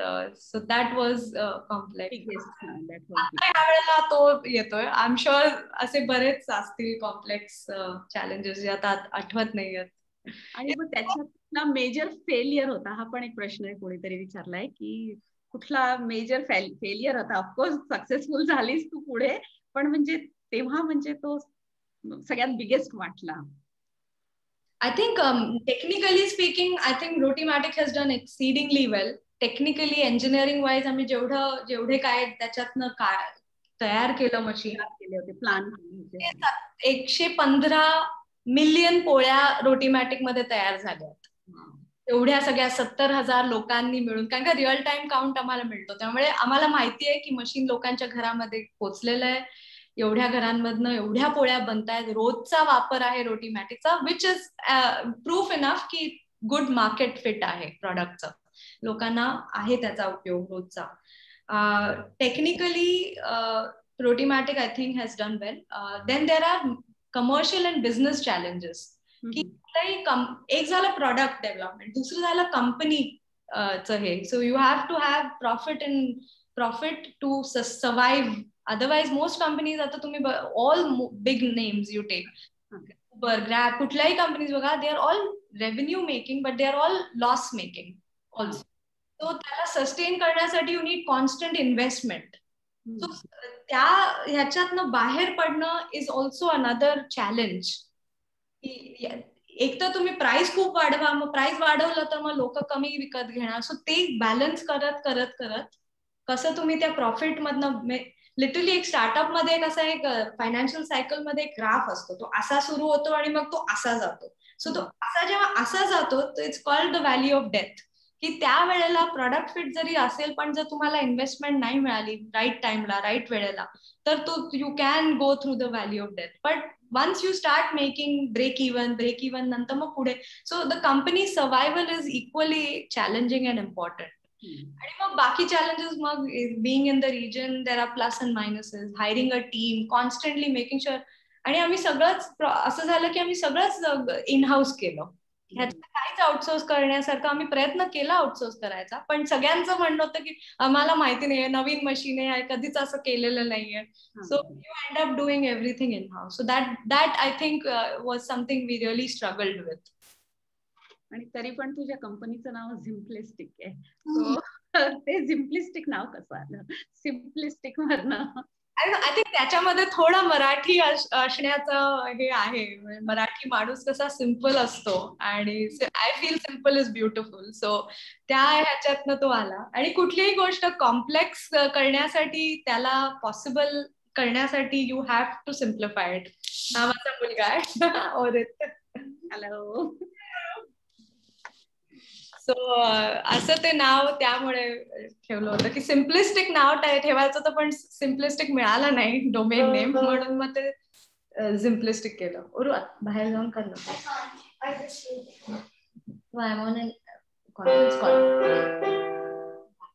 तर तुझ्या ज्या एका ऍड मध्ये, जसं आता तुझी 2 लहान मुलं आहेत, तर तशी लहान मुलं मशीन ऑपरेट करताना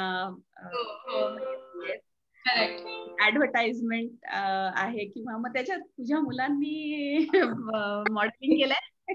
हो, ऍक्च्युली ओके. रोटीमॅटिकचा फोटो त्याच्यामध्ये ओरितला घेतला. पण यु नो ऑनेस्टली काही त्यात हे नाहीये, कारण का it's your baby, you know, your company, your Rotimatic, it's your baby, you know, and then you do what is necessary, you do what is important. एक सेकंड.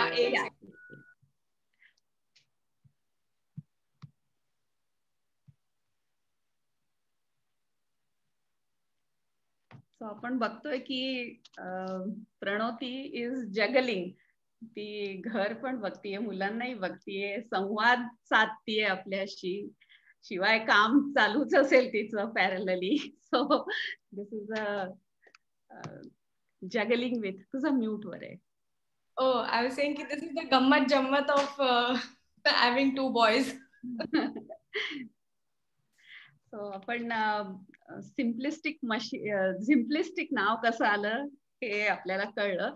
आता तू एक काहीतरी आर्टिफिशियल इंटेलिजन्स रोटीमॅटिक मध्ये आहे तो फीचर, आणि त्याच्यामुळे तुम्हाला म्हणजे किती रोटी बनतात, किती पोळ्या आजच्या म्हणजे बनल्या जात आहेत, ते सगळं तुम्हाला काउंट करतो.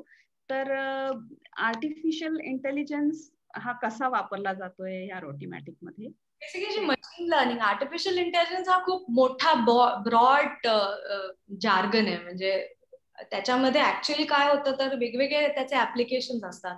सो जे आपण कणिक जेव्हा मळतो तेव्हा जे ह्युमन जजमेंट लागतं ते मशीन मध्ये कसं रेप्लिकेट करता येईल. सो त्याच्यासाठी जे मशीन लर्निंग आम्ही वापरतो की त्याचं एक्झॅक्ट सेन्सर टेक्नॉलॉजी आहे त्याच्यामध्ये, की it's sensing certain pressure and force coming from the डो बॉल वाईल इट्स मेकिंग, आणि तो फीड होतो अल्गोरिदम मध्ये, आणि तो अल्गोरिदम मध्ये लुक्स ॲट, आपण जसं म्हणतो अच्छा हा ठीक आहे, थोड्या वेळाने एकत्र आल्यावर आपोआप नीट होईल, घट्ट कणिक असेल तर मग तुम्ही थोडंसं त्यात पाणी टाकाल किंवा तेल टाकाल किंवा असं, म्हणजे ते तुम्ही जे मॅनेज करतात that machine learning has been built in Rotimatic, which is the artificial intelligence. Okay. एक प्रश्न आहे पण की वेगवेगळ्या क्वालिटीच्या आट्याला हाऊ हँडल्स, तर म्हणजे त्याच्यात जो आर्टिफिशियल इंटेलिजन्सचा पार्ट आहे त्यांनी किती पाणी जायला हवं.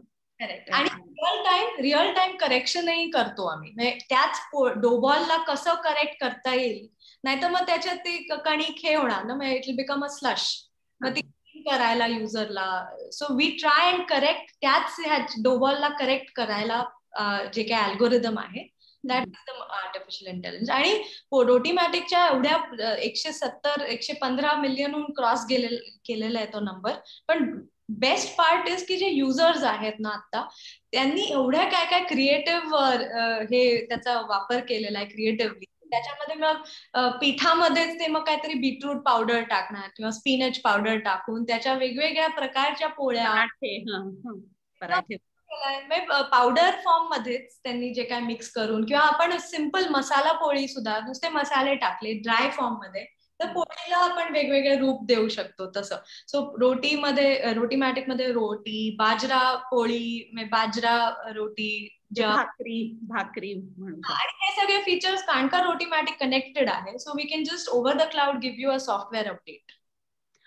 मी ते पण ऐकलंय की वायफाय नी कनेक्ट होतं आणि जे काय नवे अपडेट्स आहेत ते तुमच्या मशीनवर जातात. आणि पिझ्झा जसं for example, you can make a pizza base, puri base. पुरी बनवण्यासाठी you just need to take the puri and तळायची असते नुसती ते. म्हणजे त्याच्या आतनं शिजून नाही निघत, फक्त पुरी लाटली जाते गोळा होऊन. एक तुमचं 75-80% काम मशीन करतं, बाकी तळायचं नुसतं आणि वाढायची गरम गरम पोळी पुरी. पुरणपोळी पण बनते.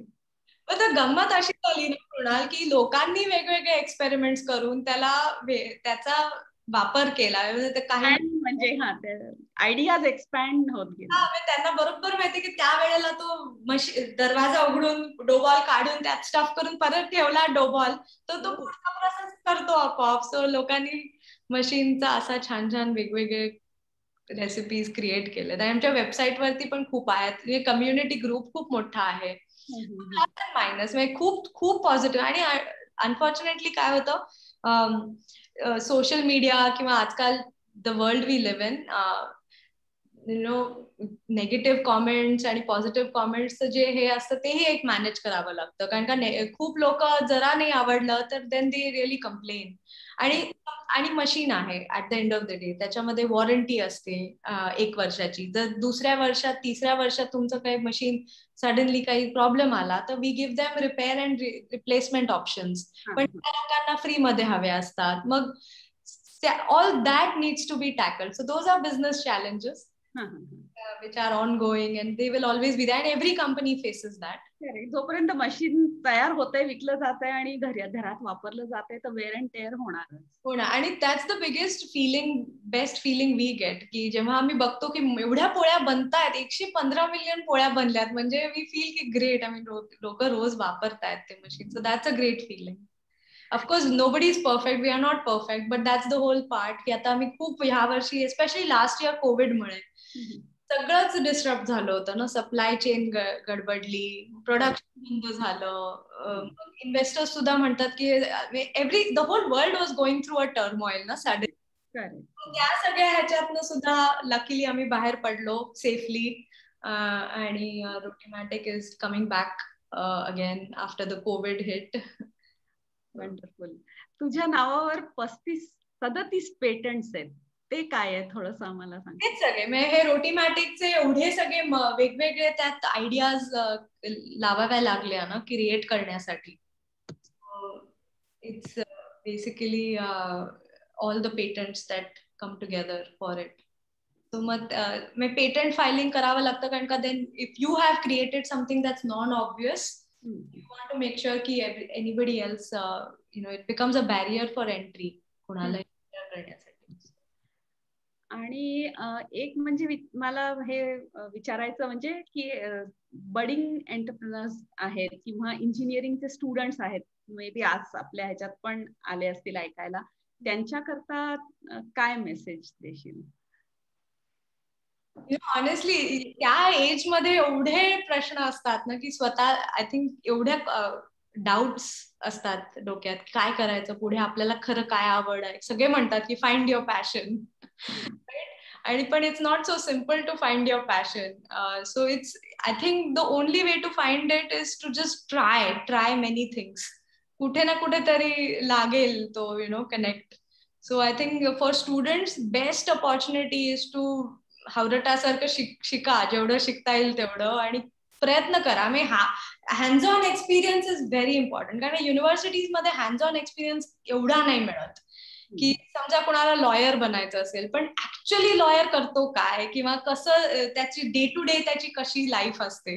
सो इंजिनियर्सना सुद्धा, इंजिनिअरिंग स्टुडंट्सना डिझाईन प्रोजेक्ट मी म्हणजे एनकरेज करेन की जेवढं होईल तेवढे इंजिनिअरिंग प्रोजेक्ट्स घ्या, करा, हात वापरून स्वतः काहीतरी मशीन तयार करा, इफ दॅट्स युअर फील्ड, और create solutions that will give you a feel की रिअली मग तुमचं कुठे टॅलेंट आहे, तुम्हाला कुठे आवड आहे त्याच्यात. ओके, आता प्रश्न तर खूप आलेले आहेत. मी वर खाली चॅट बॉक्स मध्ये करतेय, कारण ज्या स्पीडने प्रश्न विचारले जात आहेत. तर आय थिंक तुम्ही अनम्यूट करून प्रश्न विचारले तरी चालतील. जे प्रश्न मी आतापर्यंत घेतले नाहीये, जर तुमचा प्रश्न नाही घेतलाय तर तुम्ही प्लीज अनम्यूट करून तुमचा प्रश्न विचारा. प्रणोती नक्की उत्तर देईल. Thank you so much. खूप मी पण वाचतेय सगळ्यांचे comments. Thank you so much. And we are really proud of you. मी आशिष, मी लोकांनी इथे विचारले त्यातले थोडेसे मी हेल्प करतो वाचायला मृणाल. तर सगळ्यात आणि खूप लोकांच्या डोक्यात असेल की आफ्टर सेल्स सपोर्ट 20 कंट्रीजमध्ये तुम्ही मशीन तर शिप करता, पण आफ्टर सेल्स सपोर्ट कसं करता? सो बेसिकली 20 कंट्रीमध्ये फिजिकली आम्ही प्रेझेंट राहू शकणार नव्हतो, हे आम्हाला सुरुवातीपासून माहिती होतं की इट्स इम्पॉसिबल, कारण का it's just very cost inefficient. So आम्ही असा डिसिजन घेतला की जर मशीनला काही प्रॉब्लेम झाला तर जनरली काय होतं की लोक रिपेअर करायला घरी येतात, टेक्निशियन्स येतात. So that was not possible. So आम्ही काय करतो, वी एकतर रिमोटली डायग्नोज करतो मशीनला प्रॉब्लेम काय झाला. That was the biggest benefit of connectivity. In fact जेव्हा प्री ऑर्डर केला तेव्हा IoT बिल्ड केला नव्हता आम्ही रोटीमॅटिकवर, त्यामुळे 1 वर्ष डिले केला आम्ही launch. And users were very very supportive of that, and they said please go ahead and do it. And IoT connect केल्यामुळे रोटीमॅटिकला आम्ही रिमोटली डायग्नोज करतो. Most of the issues software patch किंवा असं काहीतरी करून सॉल्व्ह होतात. पण जर हार्डवेअर इश्यू झाला, असं थर्मल फ्यूज उडाला किंवा पॅन खराब झाला, काही खराब झालं, तर then we take the machine back and send them a replacement. Okay. आणि ते जे फॉल्टी मशीन्स असतात, we bring back, we diagnose काय झालं, so that engineering साठी सुद्धा you're learning on the go. सुरुवातीला आता we have come a long way, but that's how you keep improving in the product. आता ड्युरिंग पॅन्डेमिक तुमच्या रोटीमॅटिकचा sale वाढला का? म्हणजे प्रॉब्लेम असा झाला मृणाल की डिमांड वाढला पण प्रोडक्शन टोटल बंद झालं.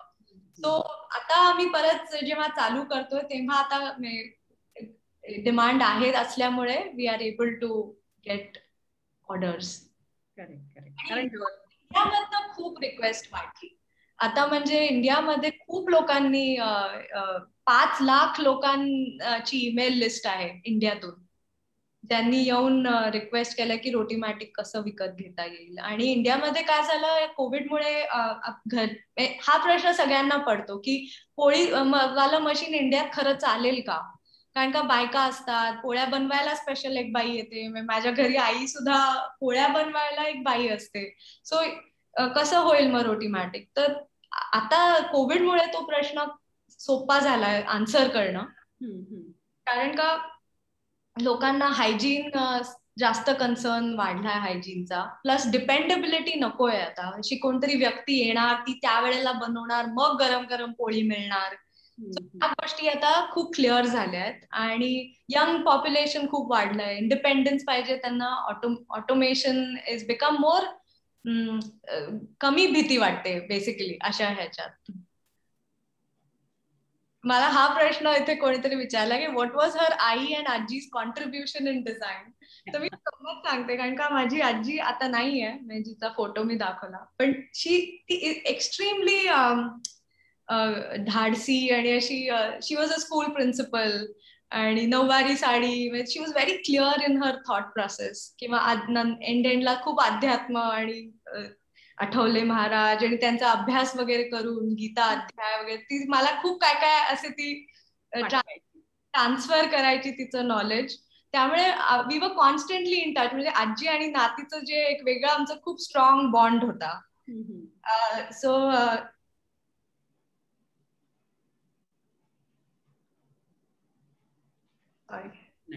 Yes.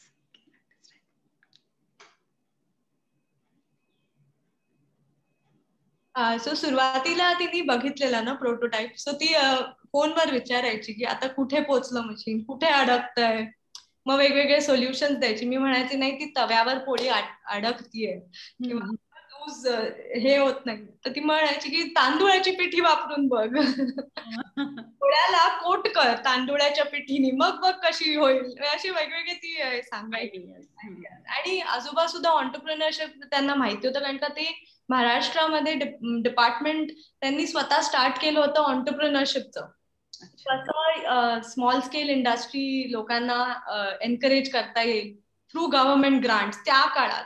He also used to ask me questions की आता कसं मग इन्व्हेस्टमेंट कुठे मिळणार, मग तू आता काय तुमचं, तुम्ही अजून प्रॉफिटेबल आहात का नाही आहात का, म्हणजे खूप प्रश्न की प्रोडक्शन कसं चालू आहे. They use to ask a lot of these questions. So it was fantastic to have such. Involved होते, खूप इव्हॉल्व्ड होते. आजोबा अजूनही आहेत. He is 98. We are rooting की 100 कम्प्लीट करणार, आणि ही स्टील एक्स्ट्रीमली शार्प. अजूनही सगळे प्रश्न विचारतात, कसं चालू आहे, काय चालू आहे. आणि आई बाबांचं कॉन्ट्रीब्युशनचं खूपच, कारण का आई सुद्धा तिच्या काळात ती अशी क्रिकेट टीम मध्ये होती आणि मोटरसायकल चालवायची. तिचं वेगळं कॉन्ट्रीब्युशन होतं की अरे ह्यात काय घाबरायचं, यु नो. सो म्हणजे जो धाडस तुझ्यात आलाय तो तिथून आलाय. हो. आणखी कुठले प्रश्न आहेत? अजून एक इंटरेस्टिंग प्रश्न आहे, तो म्हणजे तू प्रणोती आधी म्हणालीस असं की बरेचसे फीडबॅक येतात ना, चांगले असतात आणि निगेटिव्ह फीडबॅक पण असतात, आणि सोशल मीडियावरती निगेटिव्ह फीडबॅक पटकन हायलाईट होतात. तर तू पहिल्यांदा तुला जे फीडबॅक आले ते तू कसे हँडल केलेस?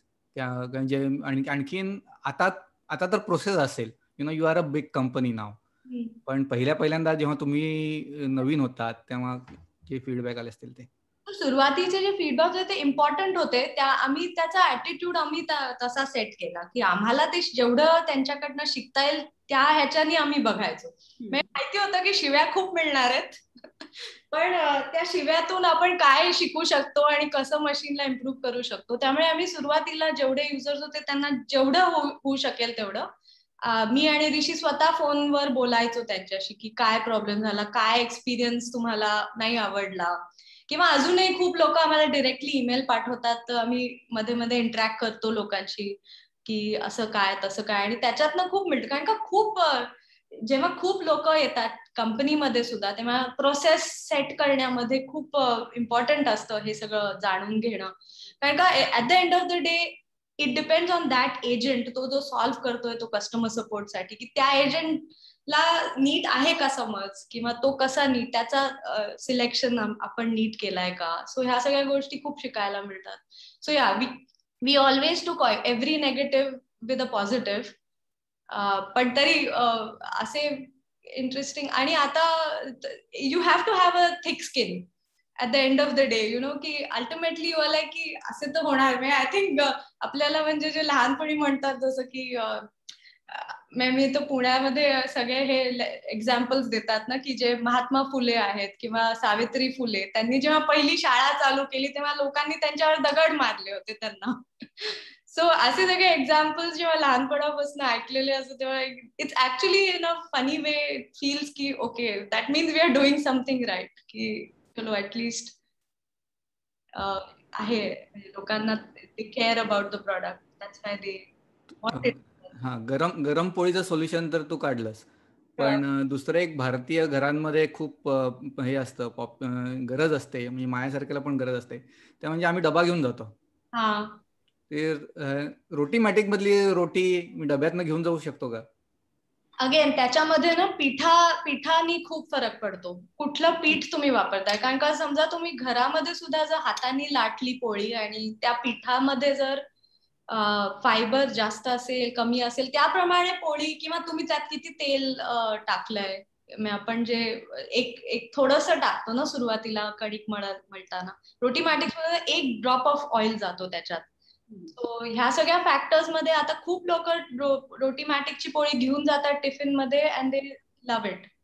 पण you have to figure out की त्या कुठला कणिक, म्हणजे 2-3 ब्रँड वापरून आणि कुठल्या कणकेची रोटी जास्त वेळ सॉफ्ट राहते. करेक्ट. आणि परत डब्बा कसा आहे, त्यात एअरटाईट आहे नाहीये किंवा त्या सुद्धा खूप इम्पॉर्टंट आहेत गोष्टी. कोणीतरी एक लिहिलंय की मला एक प्रश्न स्वतः विचारायचा आहे. सो प्लीज तुम्ही अनम्यूट करून विचारा. कोणी लिहिलंय त्यांना आपल्याला अनम्यूट करावं लागेल.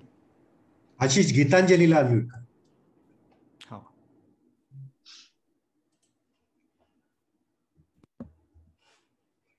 हाय Pranoti, Gitanjali.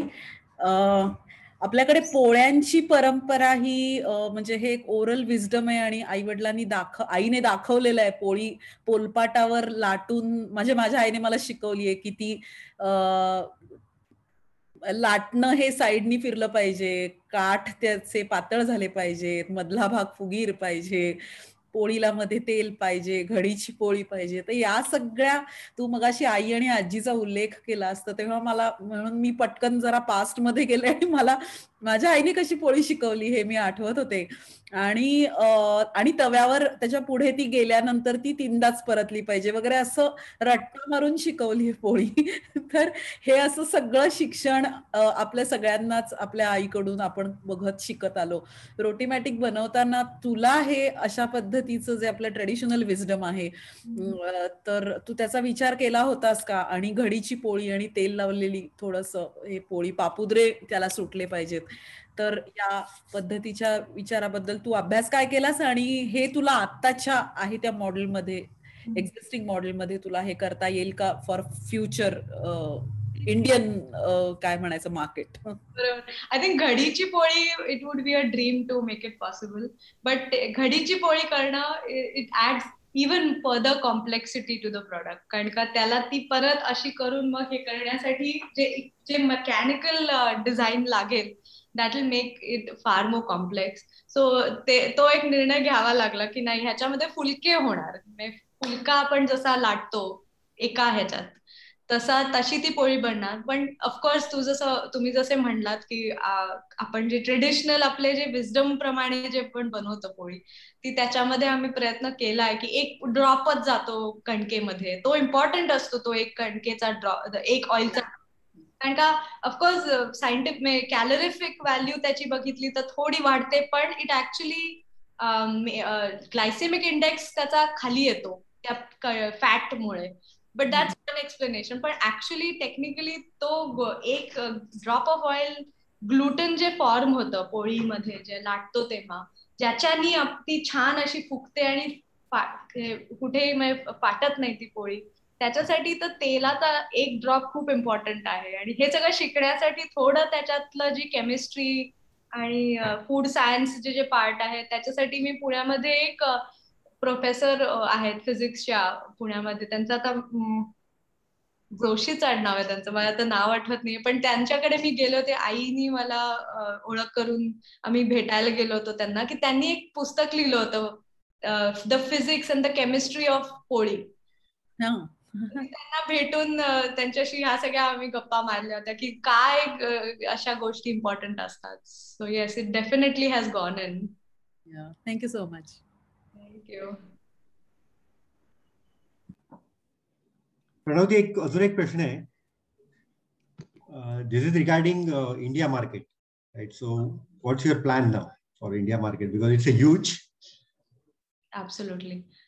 U know, honestly इंडियामध्ये यायचंय. We are planning a soft launch ह्या वर्षी इंडियामध्ये, की एक सॉफ्ट लॉन्च करून, कारण का मेन आमचं कन्सर्न आहे ऑपरेशनल स्टेबिलिटी. की इंडियामध्ये एक तर इंडिया एवढा वास्ट आहे, सो कुठे कुठे पोळीचं हे रोटीमॅटिक जाणार आपोआप, ते कंट्रोल करणं शक्य नाहीये आपल्याला. सो त्या आफ्टर सेल सपोर्टला आपण खरं सपोर्ट करू शकतो का ह्या वेगवेगळ्या ह्याच्यात.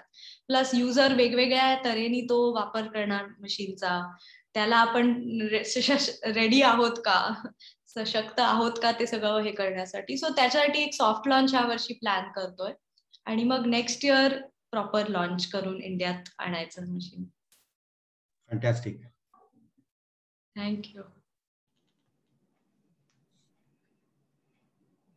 ओके. आशिष, अजून काही प्रश्न आहेत? त्याच्यात भाकरी बनू शकते, भाकरी टाईप बनू शकते असं? भाकरी नाही, पण भाकरी आणि पिठाचं कॉम्बिनेशन करून बाजरा रोटी जे आम्ही म्हणतो ते बनतं ह्याच्यामध्ये आणि इट्स रिअली टेस्टी.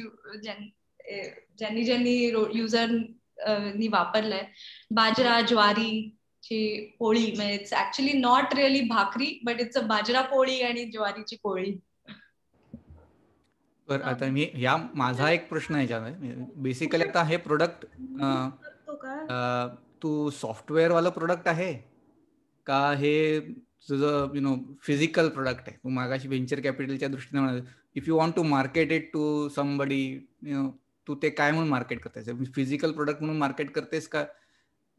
रोटीमॅटिकचं म्हणता येईल. रोटीमॅटिक रोबोट. It's a robot. म्हणजे रोबोटिक्स मध्ये दोन्ही आलं ना त्याच्यात, मेकॅनिकल आणि त्याचा इंटेलिजन्स मिळून तो रोबोट तयार झाला. म्हणजे ऍक्च्युली लहानपणी आपण रोबोट म्हणजे जनरली असा एक ह्युमनॉइड आपण हे बघतो की त्याला हात आहेत, पाय आहेत आणि तो असा, पण रिअल सेन्स मध्ये रोबोट म्हणजे काय तर it has movement and it has some intelligence to know कधी काय मूव करायचं. So Rotimatic is really in that pure sense a robot. अजून रिप्लेसिंग अ ह्युमन, म्हणजे आपण हाताने लाटतो त्याला रिप्लेस करतोय तो पूर्णपणे. तसंच डेव्हलपमेंट मध्ये, म्हणजे बेसिकली डेव्हलपमेंटचा प्रश्न आहे, डेव्हलपमेंट प्लॅन फॉर फ्युचर. तर तू ती इस्त्री बनवणार का? माहिती नाही ऍक्च्युली. आता काय झालंय ना, सगळं फक्त किचनच दिसतंय. किचनच्या शेजारची जी रूम आहे ती दिसत नाही. सो किचन मध्ये एवढे चॅलेंजेस आहेत. आणि आता काय झालंय, रोटीमॅटिकचं रिअली तुम्ही बघितलं तर एक खूप इम्पॉर्टंट सुरुवातीलाच डिसिजन घेतलं होतं की पोळी आहे ती विदाउट कॉम्प्रोमाइज ऑन हेल्थ पाहिजे.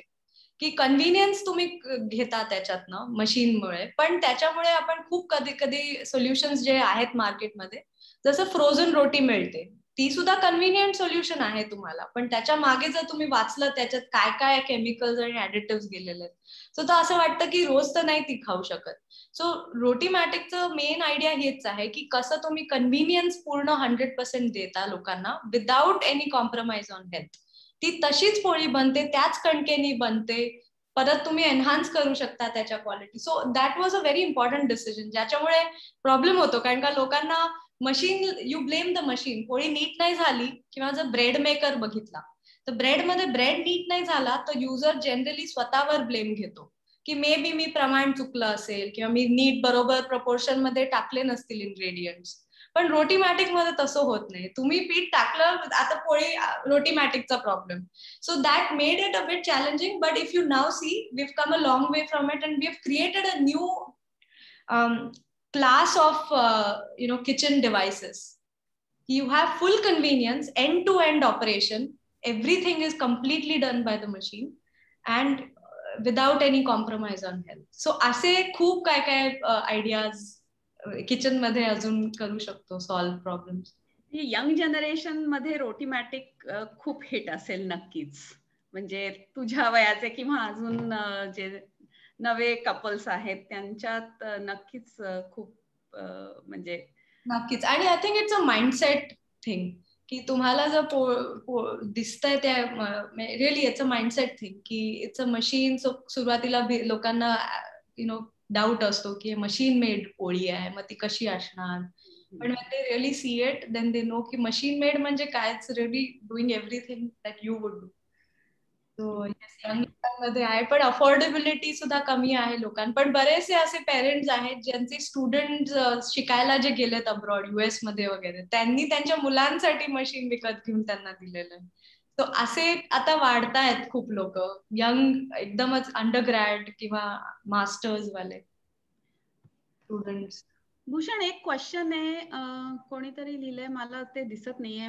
मावशी मला अनम्यूट करते का? मला प्रश्न विचारायचा आहे. मी स्वराली. ओके. हाय, मी स्वराली. हाय प्रणोती. ऍक्च्युली 2 वर्षापूर्वी I had the opportunity to work with Rotimatic. मी मुस्तफामध्ये रिटेलसाठी रिटेल इंटर्न होते, म्हणजे तिथं मी सेल करण्यासाठी हेल्प केली होती. So it was a very good opportunity for me. Learn so much. आणि ऍक्च्युली रोटीमॅटिकचे आता भरपूरसे प्रश्न मला आन्सर करता येतील असे वाटतं.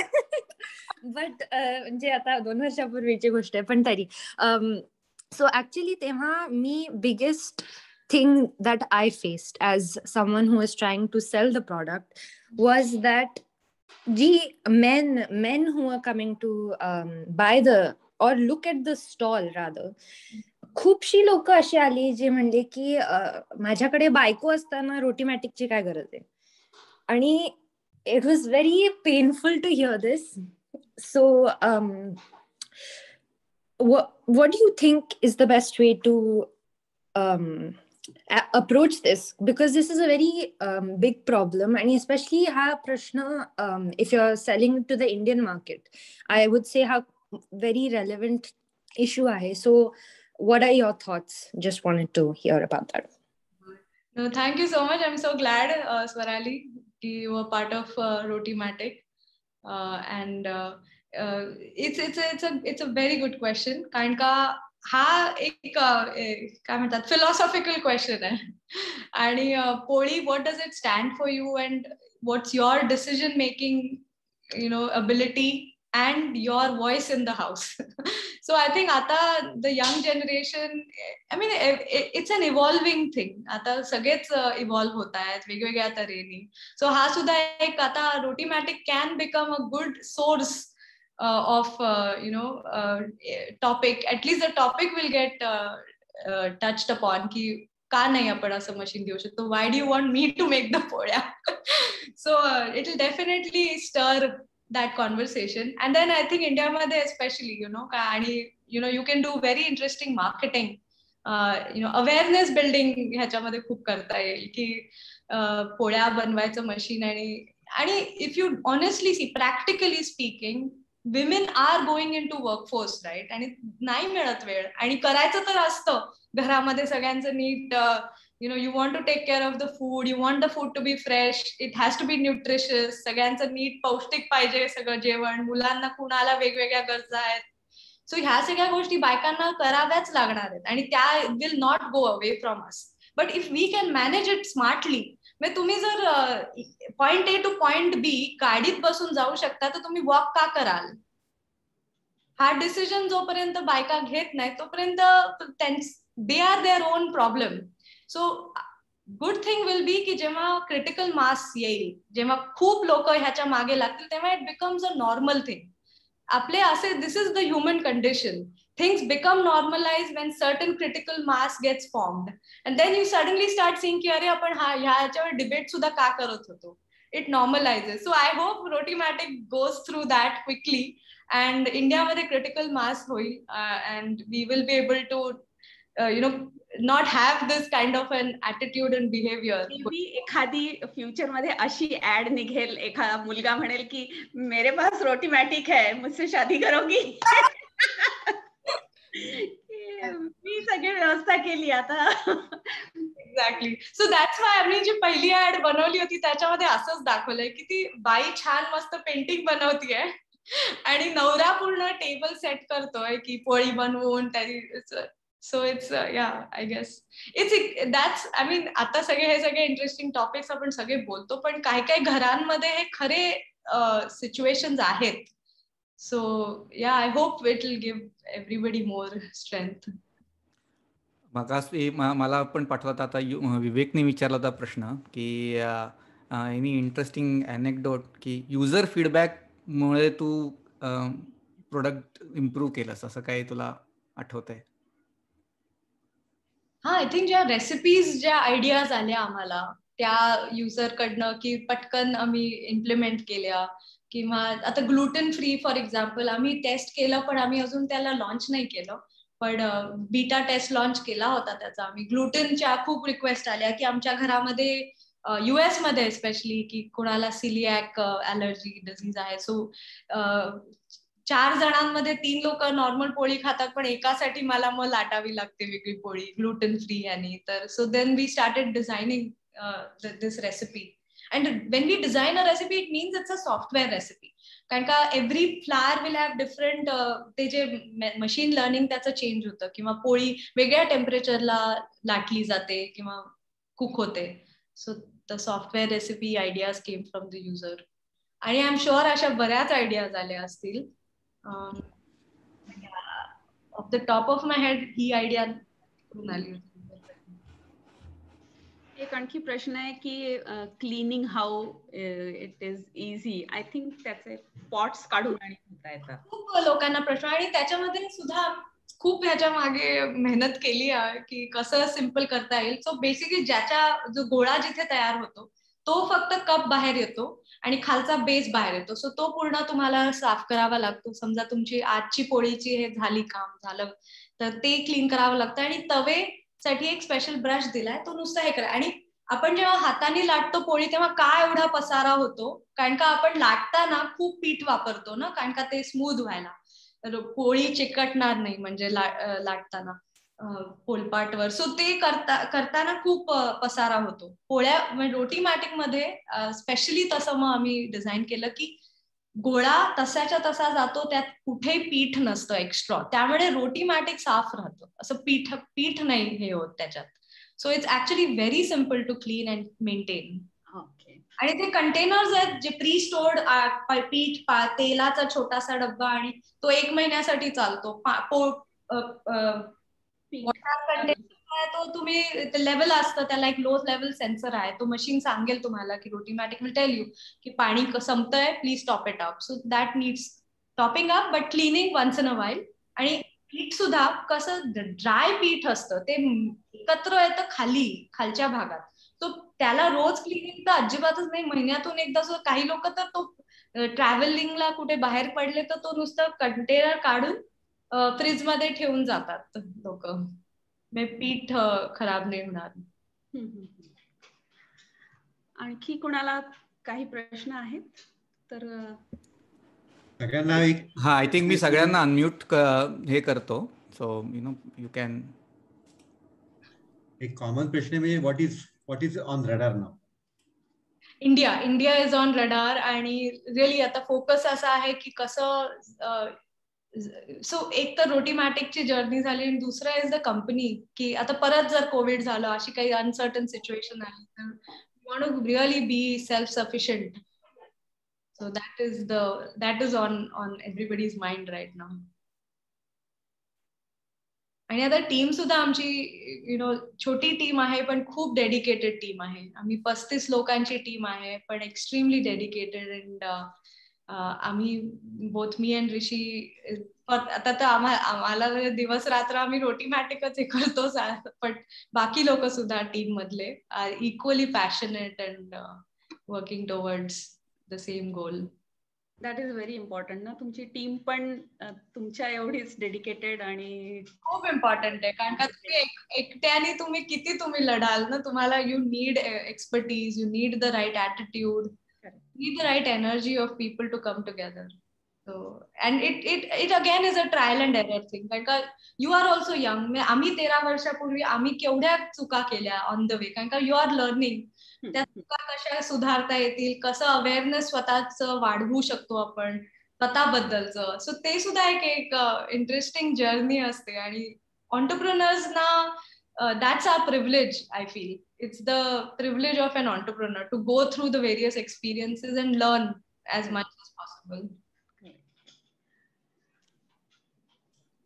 आशिष, तुम्ही केलंय सगळ्यांना, म्हणजे सगळ्यांना अनम्यूट, ज्यांना विचारायचं असेल ते, कोणाला विचारायचं असेल तर तुला एक सांगायचं राहिलं, म्हणजे गीतांजलीनं तुला प्रश्न विचारला, तिनं मागच्या वर्षी, तू कदाचित बघितलं नसेल पण ते युट्यूबवर बघ आपलं.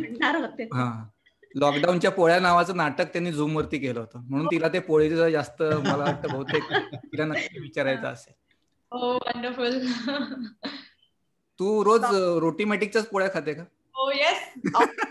माझा छोटा मुलगा आहे, त्याचं आयुर नाव आहे, आणि तो रोज सकाळी उठल्या उठल्या समहाव तो पहिला गोष्ट म्हणतो रोटी करून किचन मध्ये पळतो आणि स्वतः ऑन करतो मशीन, आणि त्याला ती पोळी खायची असते. सो आय डोंट नो, ते मे बी यु नो ते लहानपणापासून त्याला एवढं एक्सपोजर आहे त्याचं. But poli is like his day starts with a Rotimatic roti. Actually, that's the thing.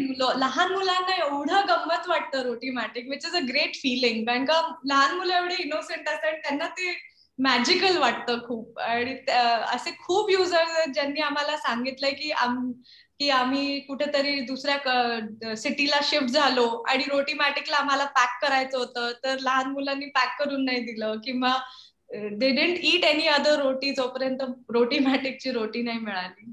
But these are just some fun, interesting, anecdotes, and they make us all feel really glad कि it's worth it.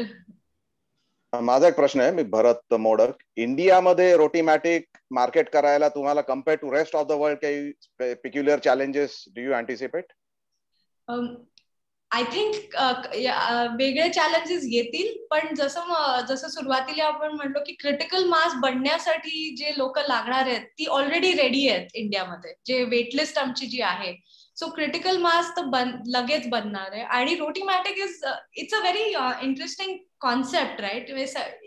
It's like roti kapda makaan, right? तो Rotimatic is very easy for India to accept as a concept, पण तो user accept करेल की नाही, that will be decided by the critical mass.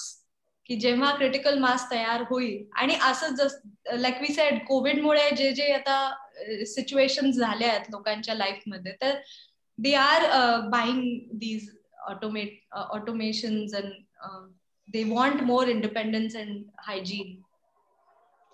For example इंडियामध्ये servants easily available आहेत, म्हणजे लोक पोळ्यावाले बाई वगैरे घरी असते, तर त्याच्याकरता do you expect any resistance for people to accept? Definitely there will be resistance. कुठली नवीन आयडिया येणार म्हणजे रेजिस्टन्स येणारच त्याच्यासाठी. पण जसं वॉशिंग मशीनचं झालं, आता कुठलीही घरामध्ये वॉशिंग मशीन, बायका म्हणतात की मी काम करणार जर तुमच्याकडे मशीन असेल तर. असं झालंय आता सिच्युएशन. वॉशिंग मशीनला सुद्धा तसाच रेजिस्टन्स मिळाला, अरे बाई आहे ना, मशीन कशाला पाहिजे. So Rotimatic will definitely have resistance, but we will take it with one step at a time. Critical mass definitely ready hai, which is great. Okay, thank you. एक फेसबुक वरती अनिता काळेंनी प्रश्न विचारला आहे की how will you compare yourself with someone who is in India? तू भारतात असतीस तर तुला ही अपॉर्च्युनिटी मिळाली असते का, किंवा सिंगापूरमध्ये जास्त सोपं झालं फायनान्शियल किंवा सगळ्या दृष्टीने? डेफिनेटली आय थिंक रेट्रोस्पेक्टिव्हली तर सांगणं अवघड आहे की इंडियामध्ये त्याचे वेगळे प्लस आणि मायनस असते. पण डेफिनेटली जे सिंगापूरमध्ये मला मिळालं, जे सुरुवातीला आणि एक पीस ऑफ माइंड असतं ना सिंगापूरमध्ये, कन्व्हिनियन्स मुळे जे येतं, जे आपण अंडर एस्टिमेट करतो, की इंडियामध्ये वेगळी धडपड असते, रोजचे येण्या जाण्याची धडपड असते, तिकडे काही गोष्टी चालतात काही नाही चालत, त्या इथेच आपण फेस नाही करत. सो आय ऑलवेज फील की Singapore gives you that strong foundation to build on top of it. So of course then grants and support ते येतात, चॅलेंजेसही खूप येतात की वेगळा टॅलेंट इथे मिळत नाही, किंवा ज्या गोष्टीला तुम्हाला लागेल त्या सगळ्याच मिळतील असं नाही. पण हा जो बेस हो ना, तो I think I am really grateful for that, की एक पीस ऑफ माइंड मिळतो आणि you can focus and channelize your energy all of it into this. So do you mean to say that ki itla environment is more startup friendly, right? Startup friendly. So one is the peace of mind that you get, की इथे काही copy होणार नाही तुमची idea. किंवा आणि आता रोटीमॅटिकची वेगळी गोष्ट आहे, कारण का कॉपी झाली तरी आम्ही म्हणू की प्लीज करा कॉपी, कारण का आता 4-5 वर्षापासून रोटीमॅटिक आहे, पण no competition has been able to launch it. So सुरुवातीला पण त्या भीती असतात की अरे कोणतरी आपलं आयडिया घेईल किंवा कॉपी होईल, तर त्या गोष्टी इथे काही कमी भीती असते सिंगापूरमध्ये. प्लस एन्व्हायरमेंट डेफिनेटली आहे, गव्हर्नमेंट ग्रांट्स वगैरे अशा ह्याचं. जे एक वेगळं ऍटिट्यूड वाली एनर्जी लागते, जसं सिलिकॉन व्हॅलीमध्ये जे म्हणतात की रिस्क फ्री अँड रिस्क, तिकडे धाडसी लोक जास्त असतात राईट, कारण का त्यांनी बघितलेल्या वेगवेगळ्या गोष्टी. So experience wise I would still say की Singapore is getting there. It's not there yet completely, but it's trying to get there. आणि जसं इंडियामध्ये सुद्धा आता स्टार्टअप सीन खूप स्ट्रॉंग झालाय. So it's hard to say ki is Singapore giving a strong base, but in terms of normal living, I think Singapore does give a very strong peace of mind. तू म्हणालीस की you have a किती strength of 35, right? So that inclusive of manufacturing plus supporting, or manufacturing आमचं contract manufacturer करतो, so we don't count the assembly line technicians in that 35. Okay, all right. पण आम्ही आमचं स्वतःचं design वगैरे, but they manage it. So आमचे सगळे लोक, आणि आता कोविडमुळे तर खूपच चॅलेंजिंग झालंय ते करणं. सो इनफॅक्ट शुगाल माझा भाऊ, तो he manages the manufacturing for Rotimatic, and he is working through remotely. I think आता सगळे बहुतेक प्रश्न घेतले गेले, हो ना भूषण? ऑलमोस्ट झालेच. लोकांचा बऱ्याच लोकांनी अजून एक प्रश्न विचारला की is there any new product on radar right now? India market is one thing, but actually आता आहेत आयडियाज खूप आहेत, पण एवढा इम्पॉर्टंट आहे फोकस करणं, कारण का राईट नाव कोविड आणि ह्या सगळ्या अनसर्टनिटीजमुळे we cannot afford to shift focus. Okay. आणि तुझं मार्केटमध्ये is the market mostly with Indians का नॉन इंडियन्स पण कोण? 98% इंडियन एक्सपॅट्स. राईट. आणि इथे सिंगापूरमध्ये जसं तुझं एका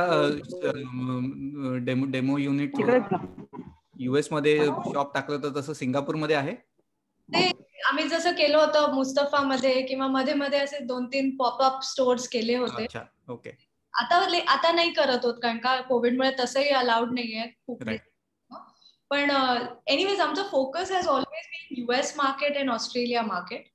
आणि सिंगापूरमध्ये बाई असते घरामध्ये फुल टाइम, सो तसंही मार्केट छोटं आहे रोटीमॅटिक साठी. राईट.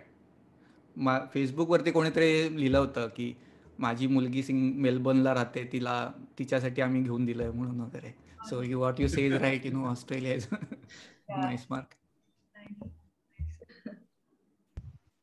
प्रणोती, माझा एक प्रश्न आहे, एकदमच बेसिक प्रश्न आहे. जर तुमच्याकडे समजा आयडिया असतील आणि you don't have a technical background, तर तुम्ही त्या आयडिया म्हणजे कशा प्रेझेंट करू शकता, किंवा तुम्ही इन्व्हेंटर किंवा जो डिझाईन करू शकतो त्याला कसं अप्रोच करू शकता? असा काही प्लॅटफॉर्म असतो का? अगेन डिपेंड्स कुठली आयडिया आहे. जर अशी सॉफ्टवेअर आयडिया असेल तर आजकाल खूप not software, definitely not software, some kind of instrument और हार्डवेअर. जनरली जर तुम्ही टेक्निकली स्ट्रॉंग नसाल तर it's little bit complex to even write the requirement sheet, की काय रिक्वायरमेंट आहे तुमच्या आयडियाची, प्रॉडक्टची. पण you can start by putting together some basic understanding. आणि आजकाल खूप रिसोर्स मॅनेजमेंट प्लॅटफॉर्म झाले आहेत, जसे अपवर्क आहे. त्याच्यामध्ये you can get access to talent from anywhere in the world. आणि what they do short projects, म्हणजे तुम्ही एक $100 पासून $1000 पर्यंत किती, you can decide the project scope and the cost and you can get something going. So MVP जे आपण म्हणतो, you can start building a minimum viable product through platforms. But hardware is, I mean, if you yourself are not the engineer, then you should be very strong in writing the requirement document. If you can write a good, strong requirement document, exactly काय पाहिजे, कसं पाहिजे, then you can see and break it down and find the right people on Upwork, and they can perhaps help you build some working prototypes or. Okay, thank you. I think आता आपण प्रश्न बहुतेक झालेले आहेत. आशिष, पण meeting हे करायची find up. हो. तर माझ्यातर्फे तर मी सगळ्यांच्या तर्फे म्हणून बोलतो प्रणोती, म्हणजे एकतर आपण परवा पहिल्यांदा बोललो तेव्हा त्याप्रमाणे म्हणजे रोटीमॅटिक हा सगळ्या भारतीयांसाठी ऍक्च्युली प्राऊड मोमेंट आहे ना. आणि सिंगापूर महाराष्ट्रीयन लोकांसाठी तर अजून वाटतो. आता आपली ही आपण दुसऱ्यांदाच एकमेकांशी बोलतोय, पण त्याच्या आधीपासून सगळ्यांना रोटीमॅटिक ह्याच खूप जिव्हाळ्याचा प्रश्न, जिव्हाळ्याचा प्रोडक्ट असं वाटतं. आणि इव्हन US मध्ये आमचे जे नातेवाईक असतात ते सगळेजण असे सांगतात, अरे तुमच्या गावचं प्रोडक्ट आहे. मी आम्हाला सो ऐकून खूप छान वाटतं. आज तुझ्याशी बोलून आणि तुझा प्रवास ऐकून अजून आम्हाला we felt more proud about it.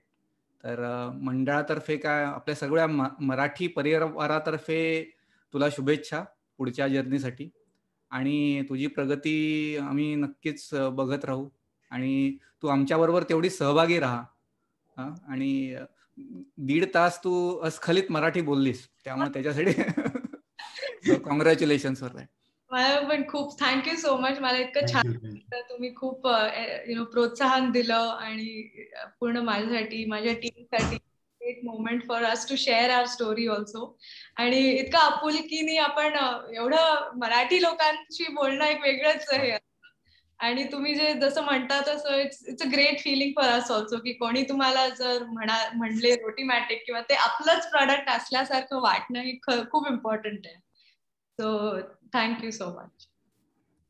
तर तुझ्या पुढच्या वाटचाली करता जे इंडिया मार्केट लॉन्च करायचंय किंवा आणखी काही चेंजेस त्याच्याकरता तुला खूप खूप शुभेच्छा. आणि आजचा आपण संवाद कार्यक्रम इथेच संपवू. Thank you so much. Thank you. Thank you. Thank you. Bye. Bye.